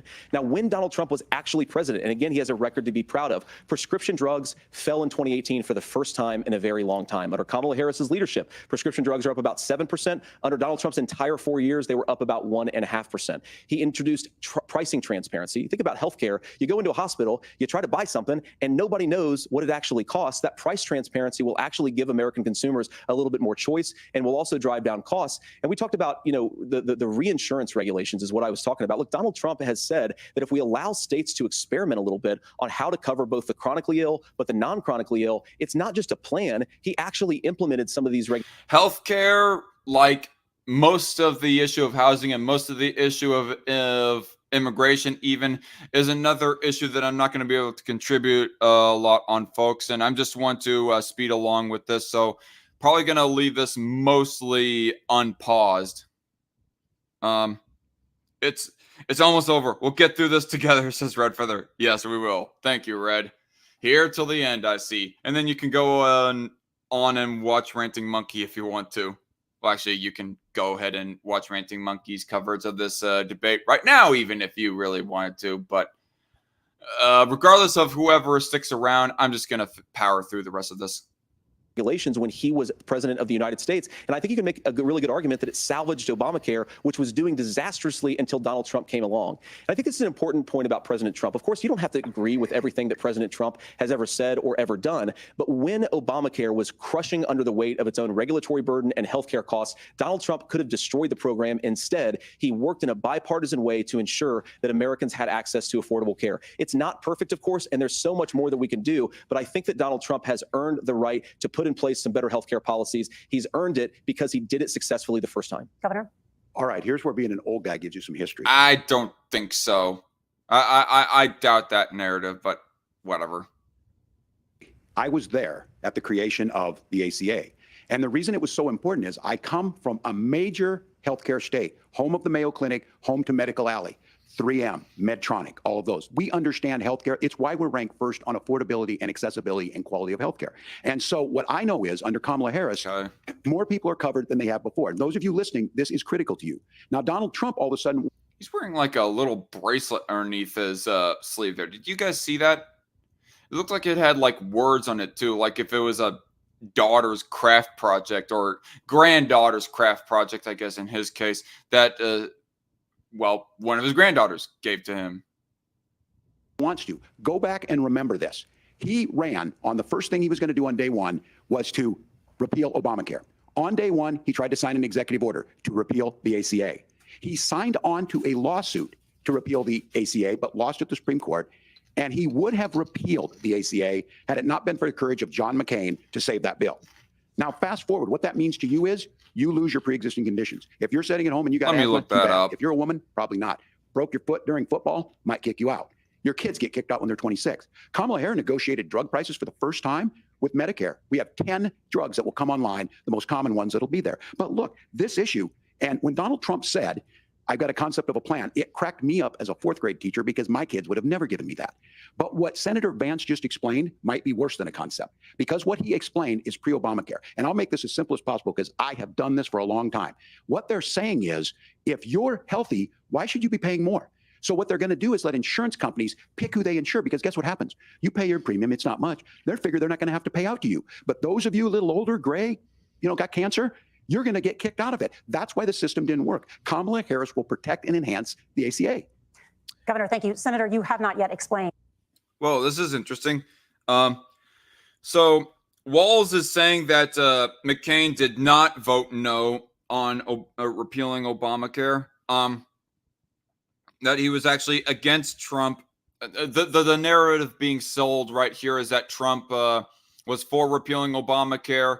I mean, whatever, regardless of how anti-Obamacare that Trump actually was. Supposedly, according to Walz, Trump was anti-Obamacare. McCain wasn't as anti-Obamacare as Trump, even challenged him on it. And this is like a Washington Post article that I just ran across right here saying, analysis, the recurring GOP myth about John McCain's no vote on Obamacare repeal. So they're kind of challenging the narrative, it seems. I mean, just going by the title alone, I mean, all these quick searches that I did throughout this this debate, hearing all these guys speak, all this stuff that I am kind of skeptical on, I just been mostly like doing a quick Google search. I mean, don't take my word for it completely that, what this person said is absolutely true, what this person said is absolutely false or whatever, because I'm not even like fully reading the articles, because otherwise this debate, or excuse me, this live stream would be 8 hours long going on into the tomorrow morning, and I would have to like go to work as soon as I like end this live stream, which obviously I'm not going to do that. But maybe I should at least save these articles for some other time. But then again, I do not know if I would ever have the opportunity to revisit these topics, let alone revisit these topics with anybody caring enough to watch me doing the revisitation of these topics, talking about the fact checking of whether or not that either of these two are true on anything. But I don't know. It's just the fact that a leftist site like Washington Post would say that John McCain wasn't quite as pro-Obamacare as Walz is saying right here does like just seem interesting. Just suffice to say, let's say. And how you would protect people with pre-existing conditions, or laid out that plan. Well, look, we currently have laws and regulations in place right now that protect people with pre-existing conditions. Right now, the viewership is actually sitting at 3 on my live stream. I guess everybody has migrated over to watching Ranting Monkey's coverage of this, which fair enough. He and Jack are a more entertaining bunch than I am. Damn it. Fucking 1.5 year hiatus of mine. I've really fucked myself in my own YouTube channel and the algorithm. Fuck. To keep those regulations in place, but we also want to make the health insurance marketplace function a little bit better. Now, what Governor Walz just said is actually not true. A lot of what happened, and the reason that Obamacare was crushing under its own weight, is that a lot of young and healthy people were leaving the exchanges. Hopefully, when I finally get the cuties response video fully edited and uploaded, it'll give some revitalization to my main political YouTube channel here. I don't know. However, good news, though, as a little bit of a side tangent to go on about before we get back to this, my secondary YouTube channel, DarkCon Entertainment, is actually doing very good in the algorithm. Well, one video at least anyways. My video talking about how James Earl Jones died, that video did not go anywhere at all. And my review of The Wild Robot, that's not going anywhere too quickly either. But my video, that is a fan-made music video combining Halo music with Lord of the Rings clips, and I called it Lord of the Halos, that is now sitting at over 11,000 views. That is the most views that I have ever got on any video on any of my channels, and I feel a little bit proud for myself of with that edit and with that accomplishment. Even if it was on the channel that I have not devoted as much time and effort to as my main channel here, The Dark Conservatarian. But go check that out. If any of you all are watching, type in The Lord of the Halos, or even type in DarkCon Entertainment on YouTube search, and scroll down just a little bit, you can't miss it. The Lord of the Halos, fan-made music video. Donald Trump actually helped address that problem, and he did so in a way that preserved people's access to coverage who had pre-existing conditions. But again, something that these guys do is they make a lot of claims about if Donald Trump becomes president, all of these terrible consequences are going to ensue. But in reality, Donald Trump was president. Inflation was low. Look on his face when he was like nodding there. He was like, I mean, I'm not going to say that. Not saying that I am agreeing with Walz's implied reaction, but his reaction there was like, yeah, stupid. That was a very frustrated, yeah, nod right there with the look on his face and everything. Take-home pay was high. I'm just going to say, quite honestly, like, Walz does not look quite as unprofessional as Harris did in the last debate, but he's still looking pretty unprofessional by comparison to Vance. I mean, Harris, by comparison to Trump, I mean, it's Trump. Even if Trump is dialing down his own Trumpian self like he did in the last debate, he's still, it's not a very big difference as far as the maturity levels or professionalism level look between the two candidates. But with this debate, I think that Vance more solidly does look more professional out of all four people who are running for office here, both the vice presidential candidates and the main presidential candidates. And he saved the very program from a Democratic administration that was collapsing and would have collapsed absent his leadership. He did his job, which is govern in a bipartisan way and get results, not just complain about problems, but actually solve them. Governor, did enrollment under the Affordable Care Act go up under the Trump administration?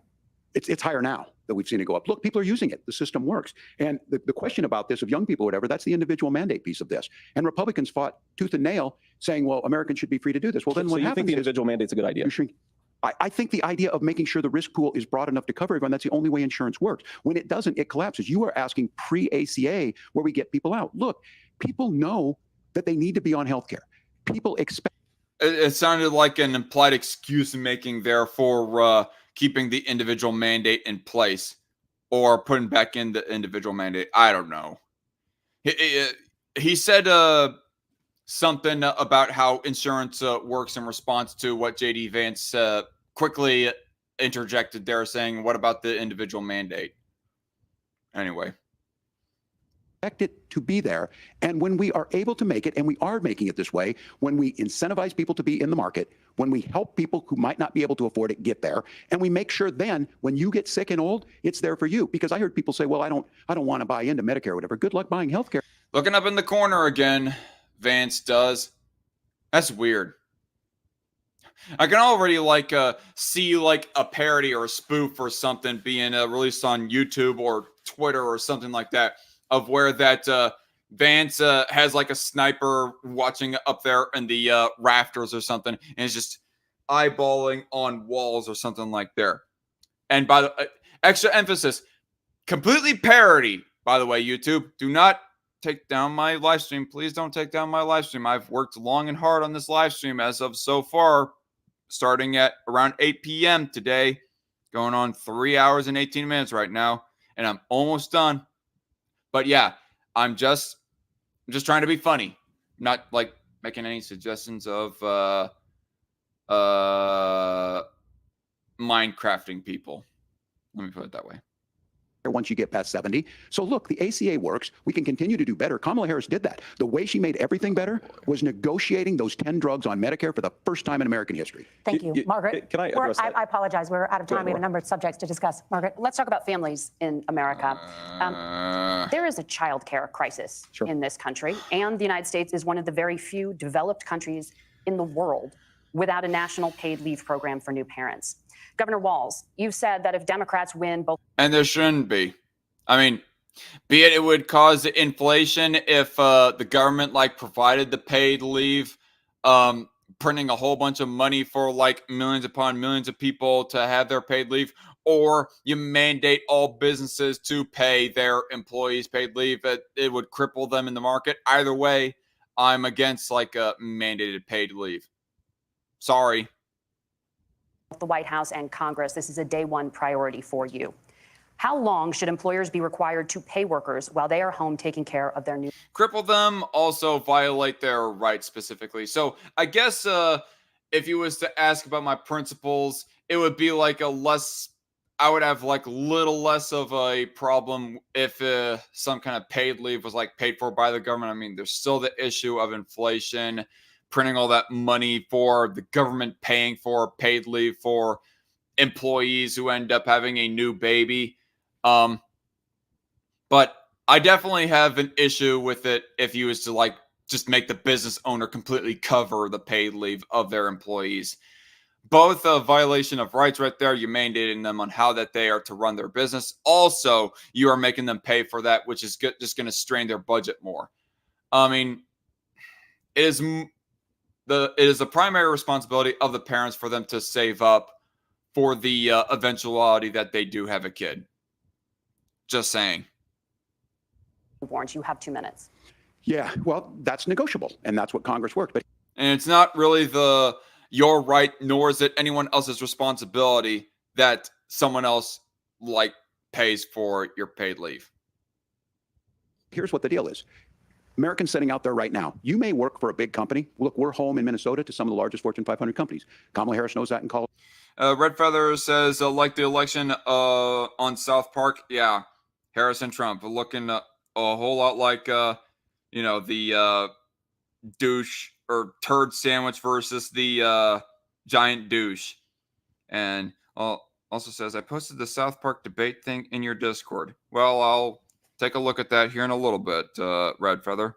Thanks for sharing. Are in California.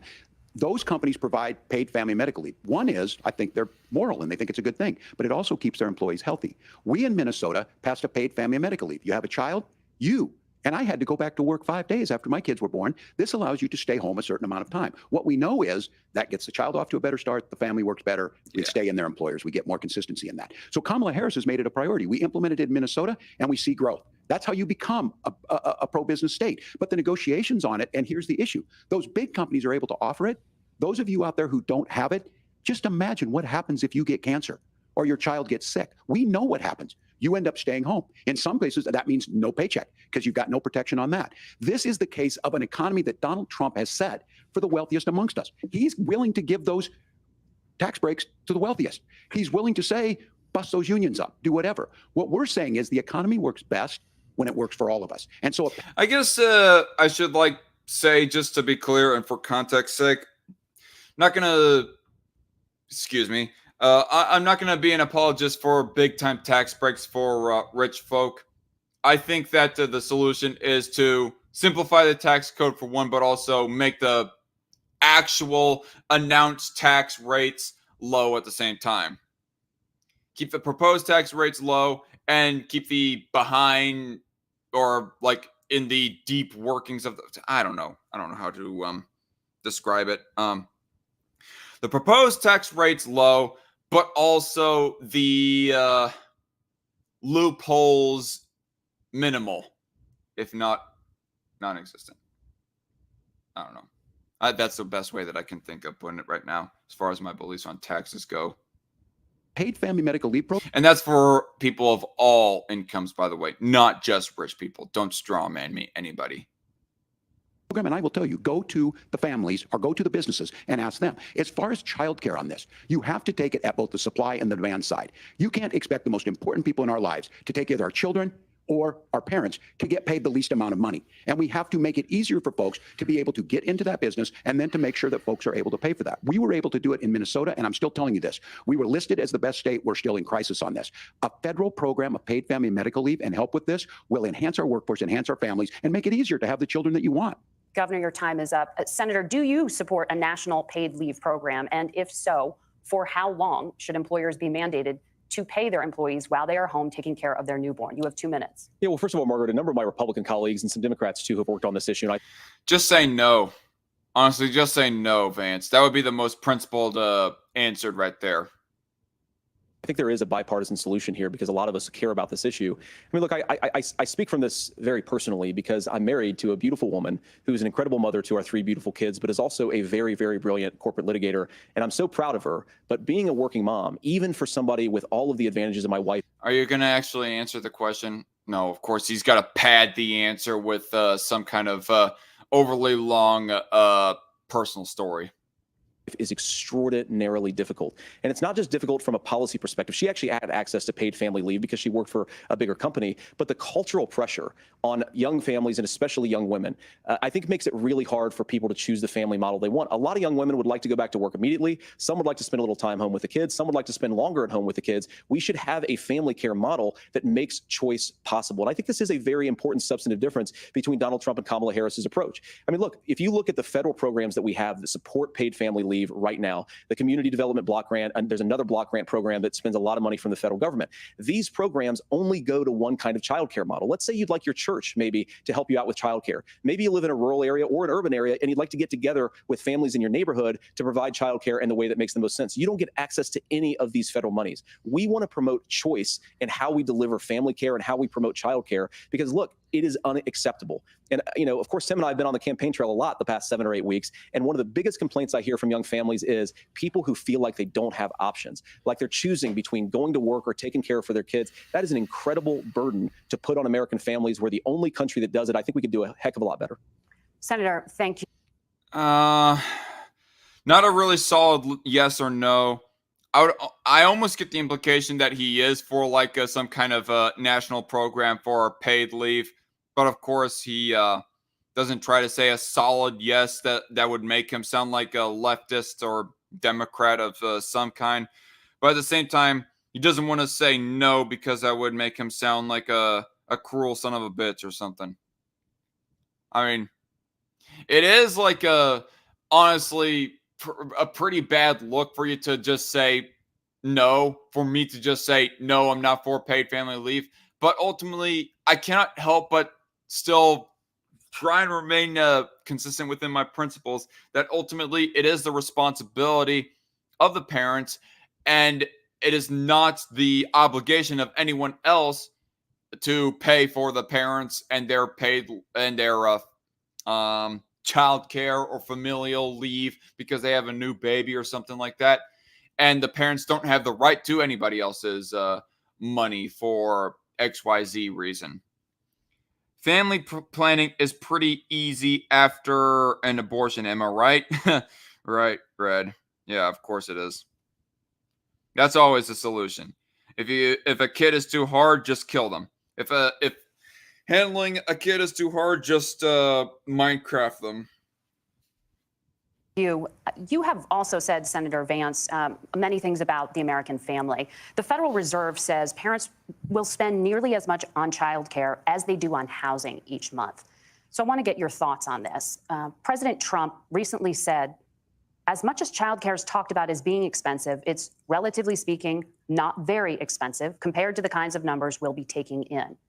Is President Trump committed to the $5,000 per child tax credit that you have described? You have 1 minute. Well, what President Trump said, Margaret, I just want to defend my running mate here a little bit, is that we're going to be taking in a lot of money by penalizing companies for shipping jobs overseas and penalizing countries who employ slave laborers and then ship their products back into our country and undercut the wages of American workers. It's the heart of the Donald Trump economic plan. Cut taxes for American workers and American families. Cut taxes for businesses that are hiring and building companies in the United States of America, but penalize companies and countries that are shipping jobs overseas. That's the heart of the economic proposal. And I think what President Trump is saying is that when we bring in this additional really, you should be like incentivizing them to bring their jobs, their business back into the country, as opposed to punishing them for doing the opposite.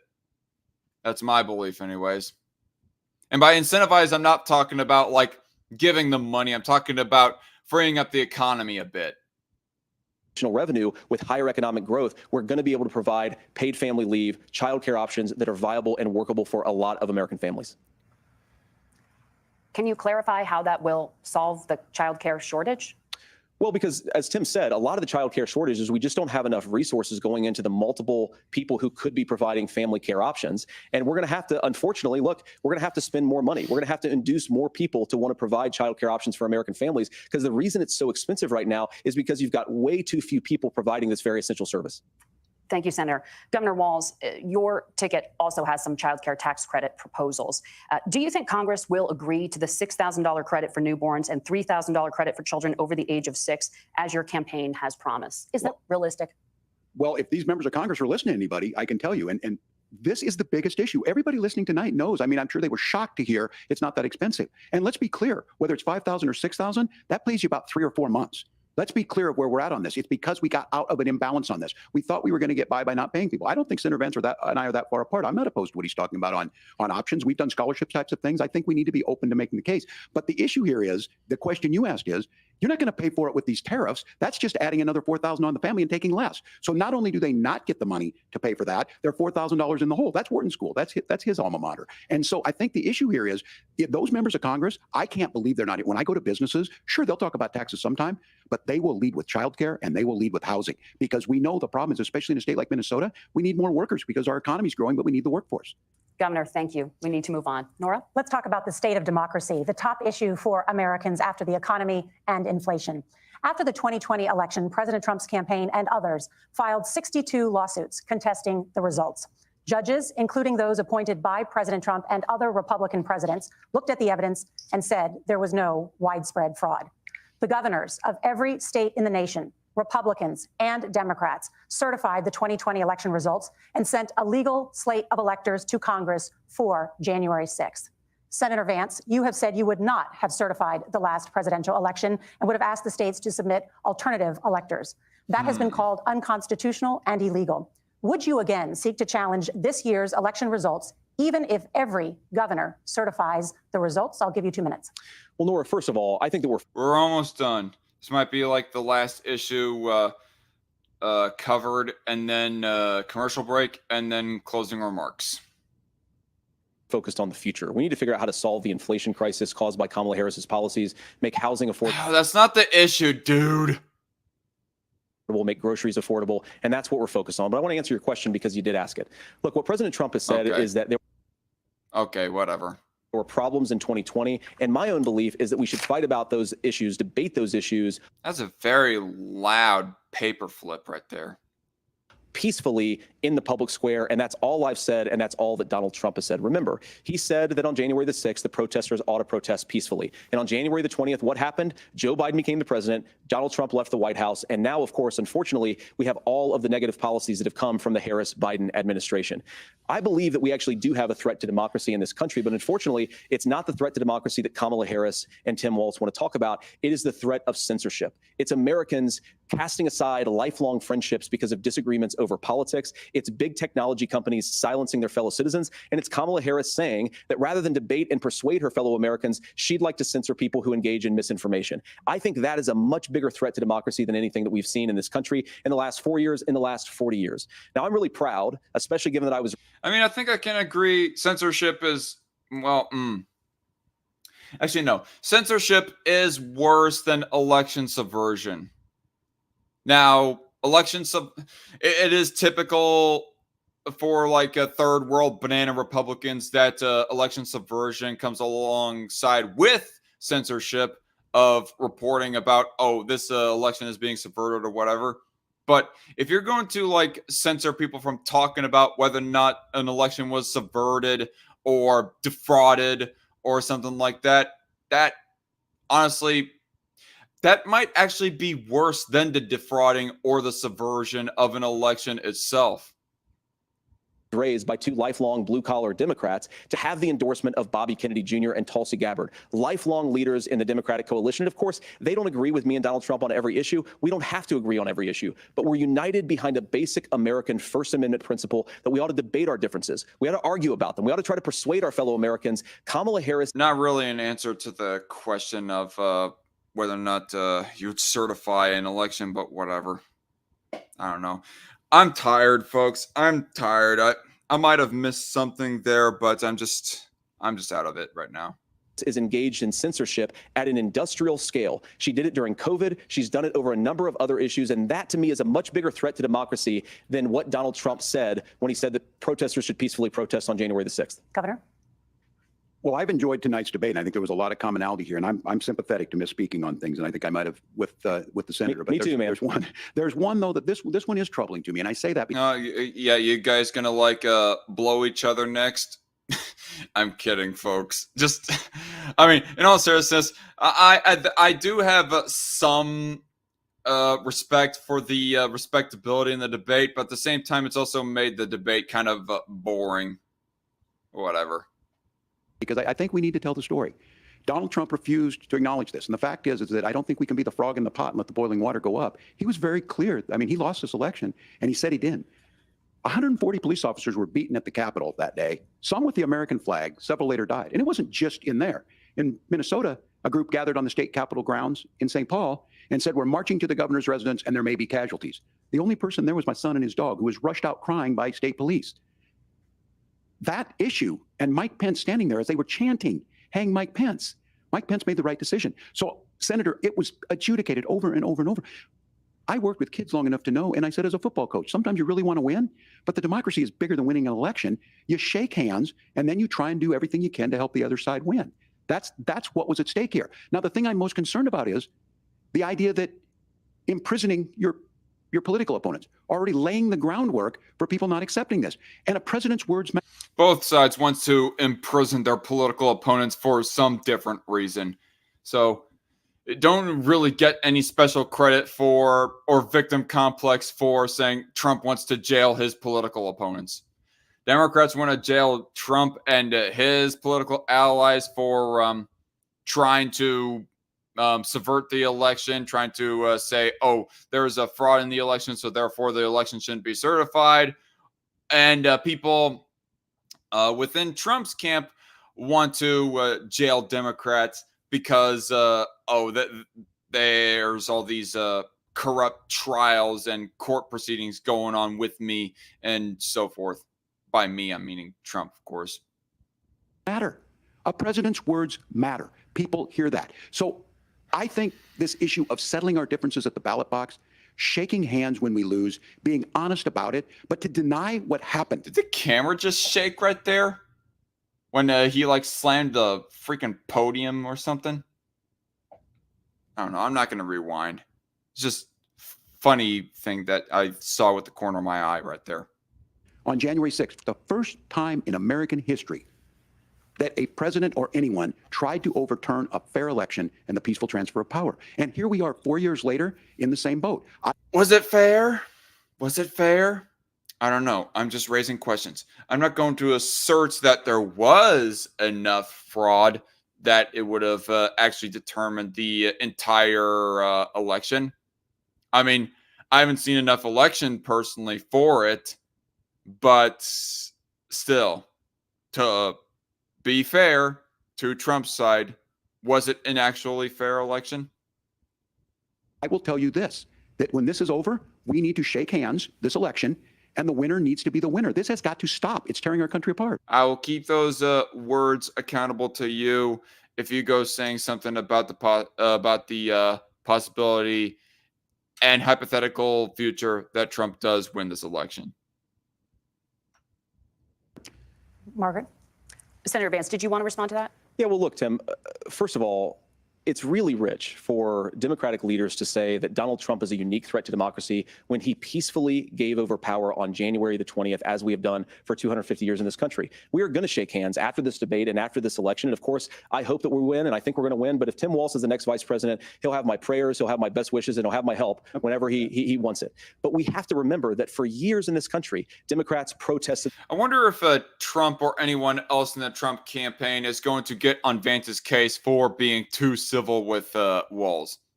And especially that comment right there saying if Walz becomes vice president, he has his prayers. The results of elections. Hillary Clinton in 2016 said that Donald Trump had the election stolen by Vladimir Putin because the Russians bought like $500,000 worth of Facebook ads. This has been going on for a long time. And if we want to say that we need to respect the results of the election, I'm on board. But if we want to say, as Tim Walz is saying, that this is just a problem that Republicans have had, I don't buy it. I don't think it's, I don't know, whatever. I'm too tired.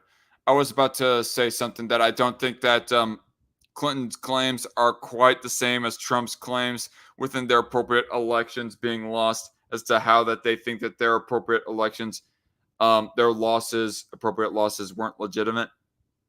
But like I said, I'm too tired to like go too far into detail about that right now.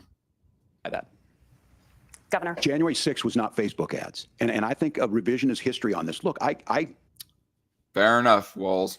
Fair enough. He kind of said it for me. Don't understand how we got to this point. But the issue was that happened.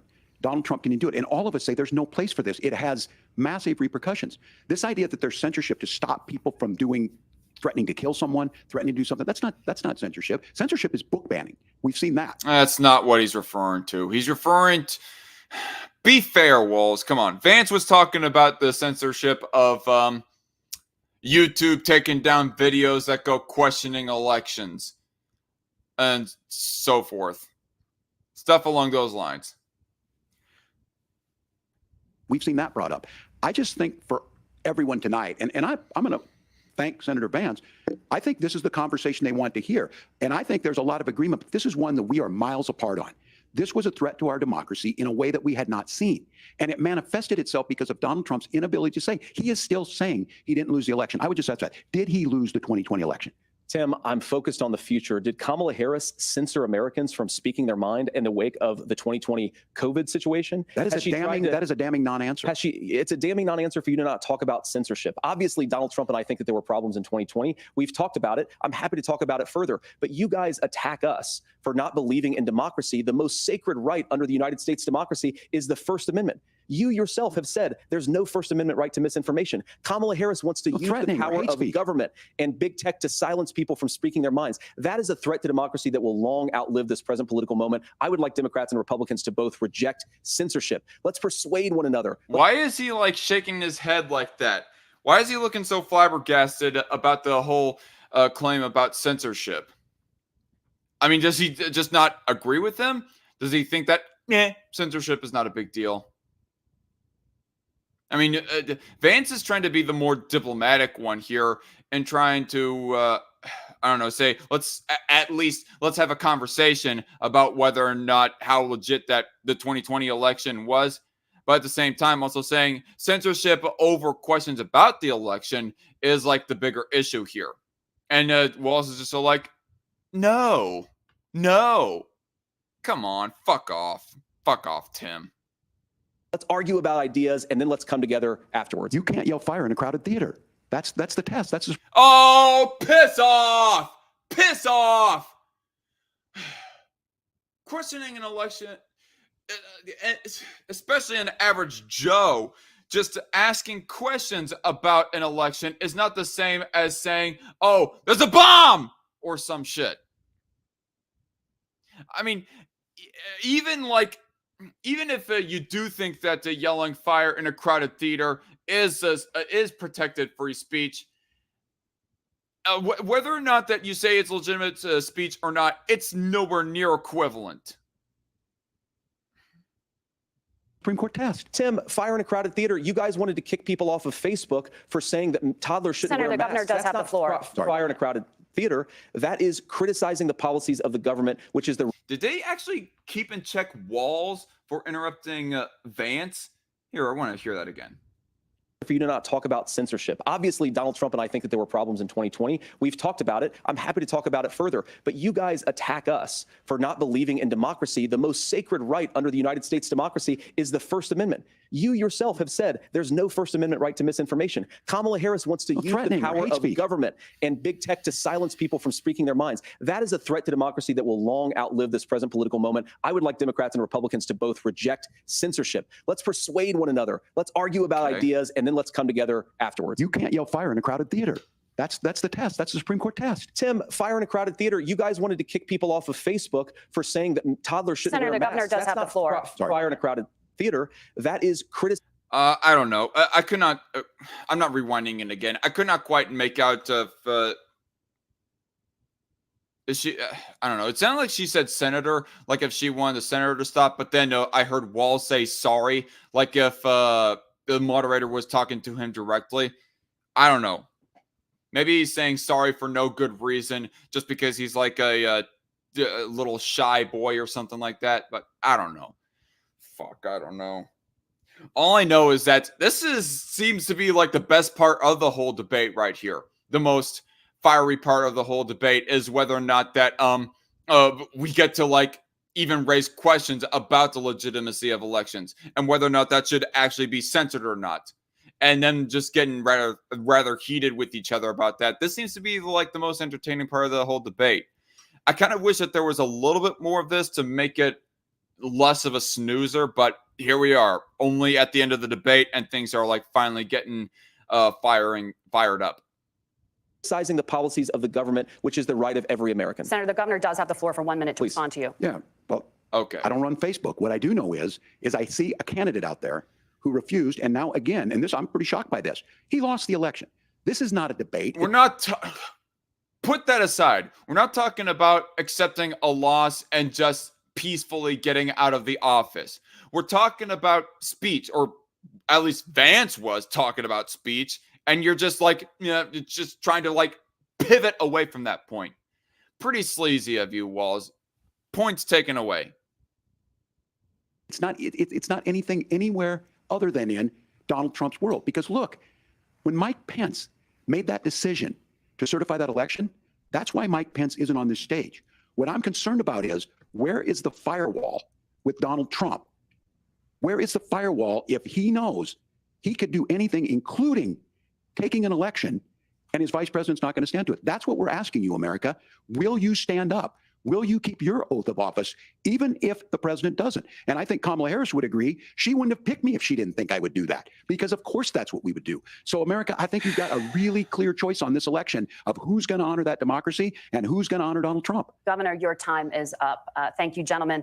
We will be right back. All right, we're almost at the end, and honestly, I don't entirely disagree with what Walz says. Like, I think that it is a bit petty and too much of a nursing of a grudge of how much that Trump has went on about 2020 election fraud and all that stuff, still being rather bitter about that. But at the same time, the fact that Vance was bringing up a legit subject about censorship, about even questioning a debate. And Walz just wants to like poo-poo those claims and pivot away from those that subject. Okay, this is being weird right now. Elected to go last. So Governor Walz, you are first. You have 2 minutes. Well, thank you, right, Senator here we Vance. go. Thank you to CBS News. And most importantly, Let's wrap this up. thank you to all of you. If you're still up, and the folks who miss Dancing with Our Stars, I appreciate it. But look, the support of the democracy matters. It matters that you're here. And I'm as surprised as anybody of this coalition that Kamala Harris has built, from Bernie Sanders to Dick Cheney to Taylor Swift, and a whole bunch of folks in between there. And they don't all agree on everything. Oh, God. Okay. Does anybody really care about Taylor Swift, about Taylor Swift's opinion? I mean, even less people care about Dick Cheney's opinion and who he roots for. The fact that you mentioned those names is not... I mean, are there that many, like, Chiefs fans or Taylor Swift fans who are that well swayed by her, who she endorses? I mean, I'm pretty much of the agreement with Monkey that nobody except 14-year-old girls, just in general, underage girls in general, care about what the fuck Taylor Swift says about who is best for president. At least anybody who, like, even marginally pays attention to politics anyways. Everything, but they are truly optimistic people. They believe in a positive future of this country, and one where our politics can be better than it. Oh, Dick Cheney is optimistic, apparently. Tim Walz 2024. It is. And I have to tell you, that better than it is the sense of optimism that there can be an opportunity economy that works for everyone. Oh, cringe. Cringe. Opportunity economy. Again. That cringy gimmick. Just to get by, but to get ahead. And the idea that freedom really means something.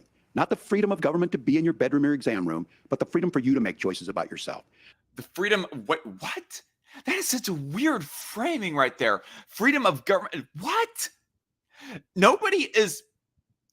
Oh man, my brain is breaking right now. No conservative is ever like framing this as saying that government has the freedom to go invading people in the bedroom, be it like on the issue of gay marriage or even abortion, which I think might be what he's more specifically trying to refer to right there. No. The way that conservatives are framing it is that mothers do not have the freedom to freaking kill their own unborn baby, their own unborn child. Freedom of government. Wow, that is a new mind-breaking term right there. Has anybody ever framed it ever before that government has the freedom to do whatever? I mean, yeah, obviously there's the conservatives and even the constitutional libertarians like me who have framed it that state governments have the freedom to legislate within their own states and without like being infringed upon by, or what am I trying to say, meddled in by the federal government. But that's about it. And maybe even to some extent that local governments have the freedom to rule within their jurisdiction without meddling from the state governments.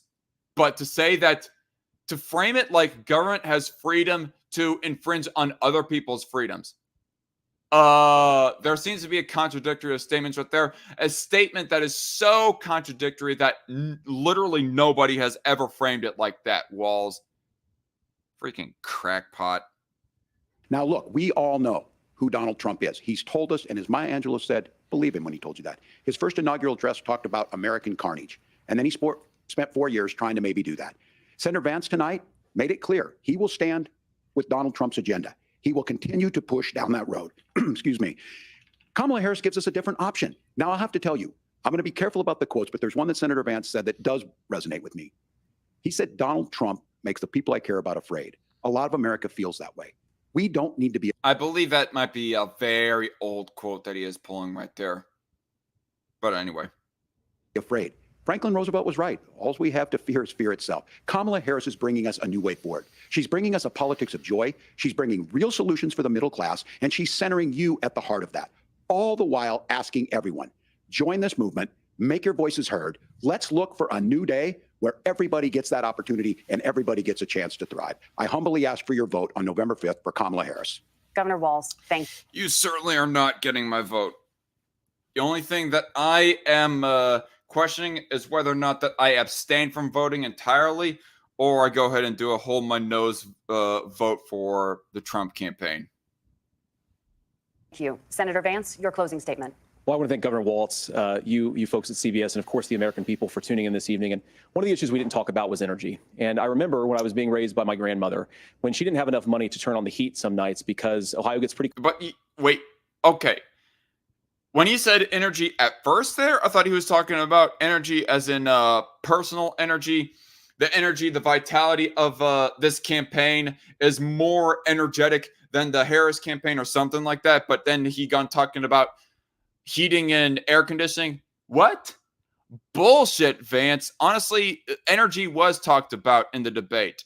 I mean, yeah, sure. It wasn't like explicitly brought up by the moderators, but you were mentioning energy. I mean, there was clear, wide open openings for mentioning and talking about electricity, and you mentioned it yourself. You exploited that opening. Good for you, Vance. And you talked about it. It was talked about in the debate. And to say that it wasn't, I mean, even Walz was like going on about it a little bit earlier, saying that supposedly that the Biden administration has put the USA down the road of becoming like an energy superpower, I don't know, super player, or I don't know how exactly that he framed it, but becoming like an energy powerhouse. I mean, don't really agree with him on that, but still, it was talked about, just being like weird. I'm done. Thanks for the stream. Sorry for taking so long, Red. Good night, everyone. Take care. Good night, Red Feather. This must be glitching. I must have some bots watching me or something. This is weird. How that the viewership is so high, but the activity in the live chat is so low, and that even the ratings, that there's not that many likes at all. I don't know. For anybody who is currently watching, and is not a bot, don't forget to hit that like button. That is much appreciated in the algorithm. Cold at night, and because money was often very tight. And I believe, as a person who wants to be your... I'm sure your viewership also contributes to that algorithm, but a like would also be much appreciated for that too. Next vice president, that we are a rich and prosperous enough country where every American, whether they're rich or poor, ought to be able to turn on their heat in the middle of a cold winter night. That's gotten more difficult thanks to Kamala Harris's energy policies. I believe that whether you're rich or poor, you ought to be able to afford a nice meal for your family. That's gotten harder because of Kamala Harris's policies. I believe that whether you're rich or poor, you ought to be able to afford to buy a house. You ought to be able to live in safe neighborhoods. You ought to not have your communities flooded with fentanyl. And that too has gotten harder with because of Kamala Harris's policies. Now, I've been in politics long enough to do what Kamala Harris does when she stands before the American people and says that on day one, she's going to work on all these challenges I just listed. She's been the vice president for 3.5 years. Day one was 1,400 days ago, and her policies have made these problems worse. Now, I believe that we have the most beautiful country in the world. I meet people on the campaign trail who can't afford food, but have the grace and generosity to ask me how I'm doing and to tell me they're praying for my family. What that has taught me is that we have the greatest country, the most beautiful country, the most incredible people anywhere in the world. But they're not going to be able to achieve their full dreams with the broken leadership that we have in Washington. They're not going to be able to live their American dream if we do the same thing that we've been doing for the last 3.5 years. We need change. We need a new direction. We need a president who has already done this once before and did it well. Please vote for Donald Trump. And whether you vote for me or vote for Tim Walz, I just want to say I'm so proud to be doing this, and I'm rooting for you. God bless you, and good night. Senator Vance, thank you. And thank you both for participating in the only vice presidential debate of this election cycle. I'm Margaret Brennan. And I'm Nora O'Donnell. And a reminder, there are just 35 days. And thank you, too, for not interjecting in the debate very much. Credit to you where it is due. All right. So, final thoughts. Ultimately, it was a snoozer. Like, an overall pretty boring standard debate. It's almost like a bit of a callback to pre-2016 politics, it feels like. But then again, maybe that's just generally how all vice presidential debates are, and especially now in the Trump era that we are. Maybe it's just naturally a given that the vice presidential debates will not be, well, actually, even then, now that I go thinking about it, Mike Pence was more of a standard politician in his appropriate vice presidential debates. He was, even if you want to say that he was like doing some underhanded tactics, he at least on the surface came off as a more respectable politician, whereas Tim Kaine was consistently interrupting him back in 2016 and 2020. Whenever he would like even slightly interject, Kamala Harris was always like, excuse me, I'm talking. That smug fucking. Oh man, still like a very punchable smugness right there from her part right there. But just overall, a certain nastiness. Regardless, a certain nastiness coming from her back in the vice presidential debate of 2020. But anyway, regardless though, whoever it was, the vice presidential debates of the last two times were like, be it regardless of whoever was causing it, it was still less respectable in the last two go-arounds than in this go-around, is my observation and opinion.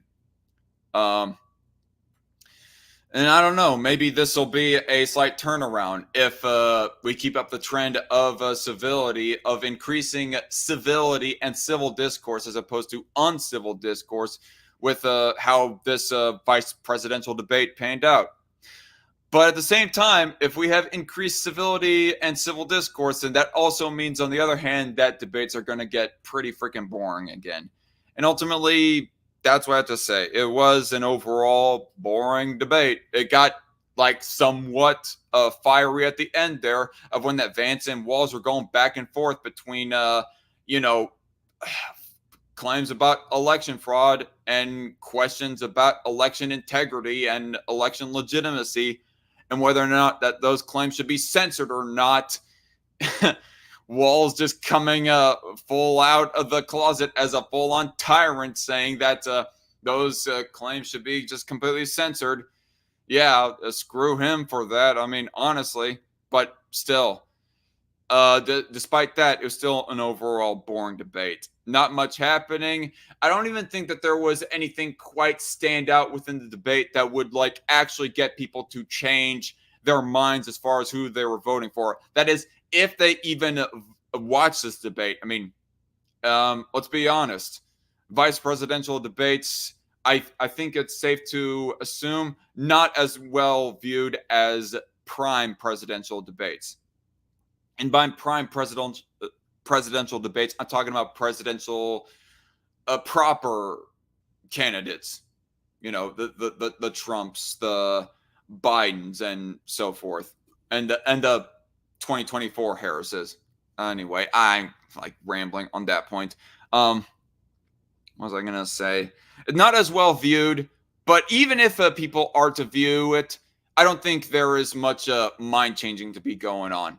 I will credit this, though, at least, that Vance came off as a whole lot more confident and professional too than Walz. Walz wasn't particularly as obnoxious or childish as I was almost thinking that he was going to be in this debate, but he still like had a certain like antsiness and nervousness within his decorum, the way that he carried himself throughout this debate. Even when, especially when he was not talking, he had just like a resting wimp face throughout the pretty much the entirety of the debate, and was always like just. I mean, somebody did theorize that maybe he has gout in the live chat like a lot earlier, but regardless, it's just not that good of a look. It just made him look very freaking nervous, ultimately. But for better or for worse, I think that on a sense of like charisma and how they presented themselves better, I think that Vance did better. I mean, seeing, and with what I said earlier in this live stream, I was watching this to get a gauge myself on who has the better charisma, because everybody in the mainstream media is saying that Walz is charismatic, and a lot of people, including people on the right, are saying that JD Vance is a charisma vacuum. With what I see going off of the vice presidential debate, I think it's kind of the opposite. I mean, Walz isn't that bad with charisma, but there is still the nervousness that kind of is a bit of a downgrade on charisma points.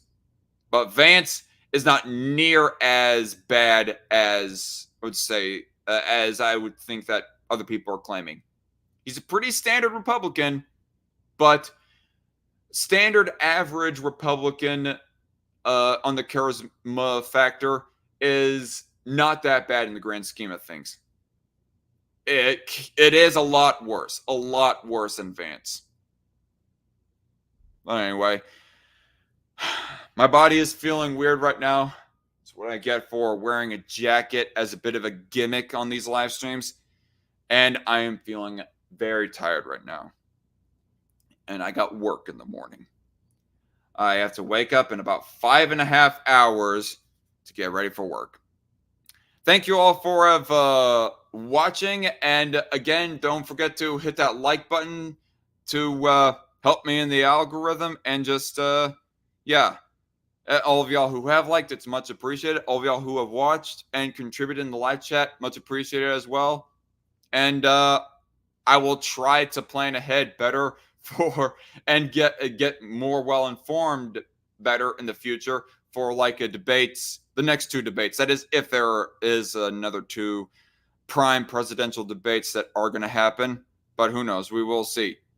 And also, that response video to the supposedly intelligent cuties defender, Still working on that. That is to come, folks. I've gotten so far into it. I am not stopping at this point. Thank you all for watching. And without procrastinating any further, y'all have a good night. God bless. Stay safe out there, y'all. Bye-bye. Damn it. Frat. And stream.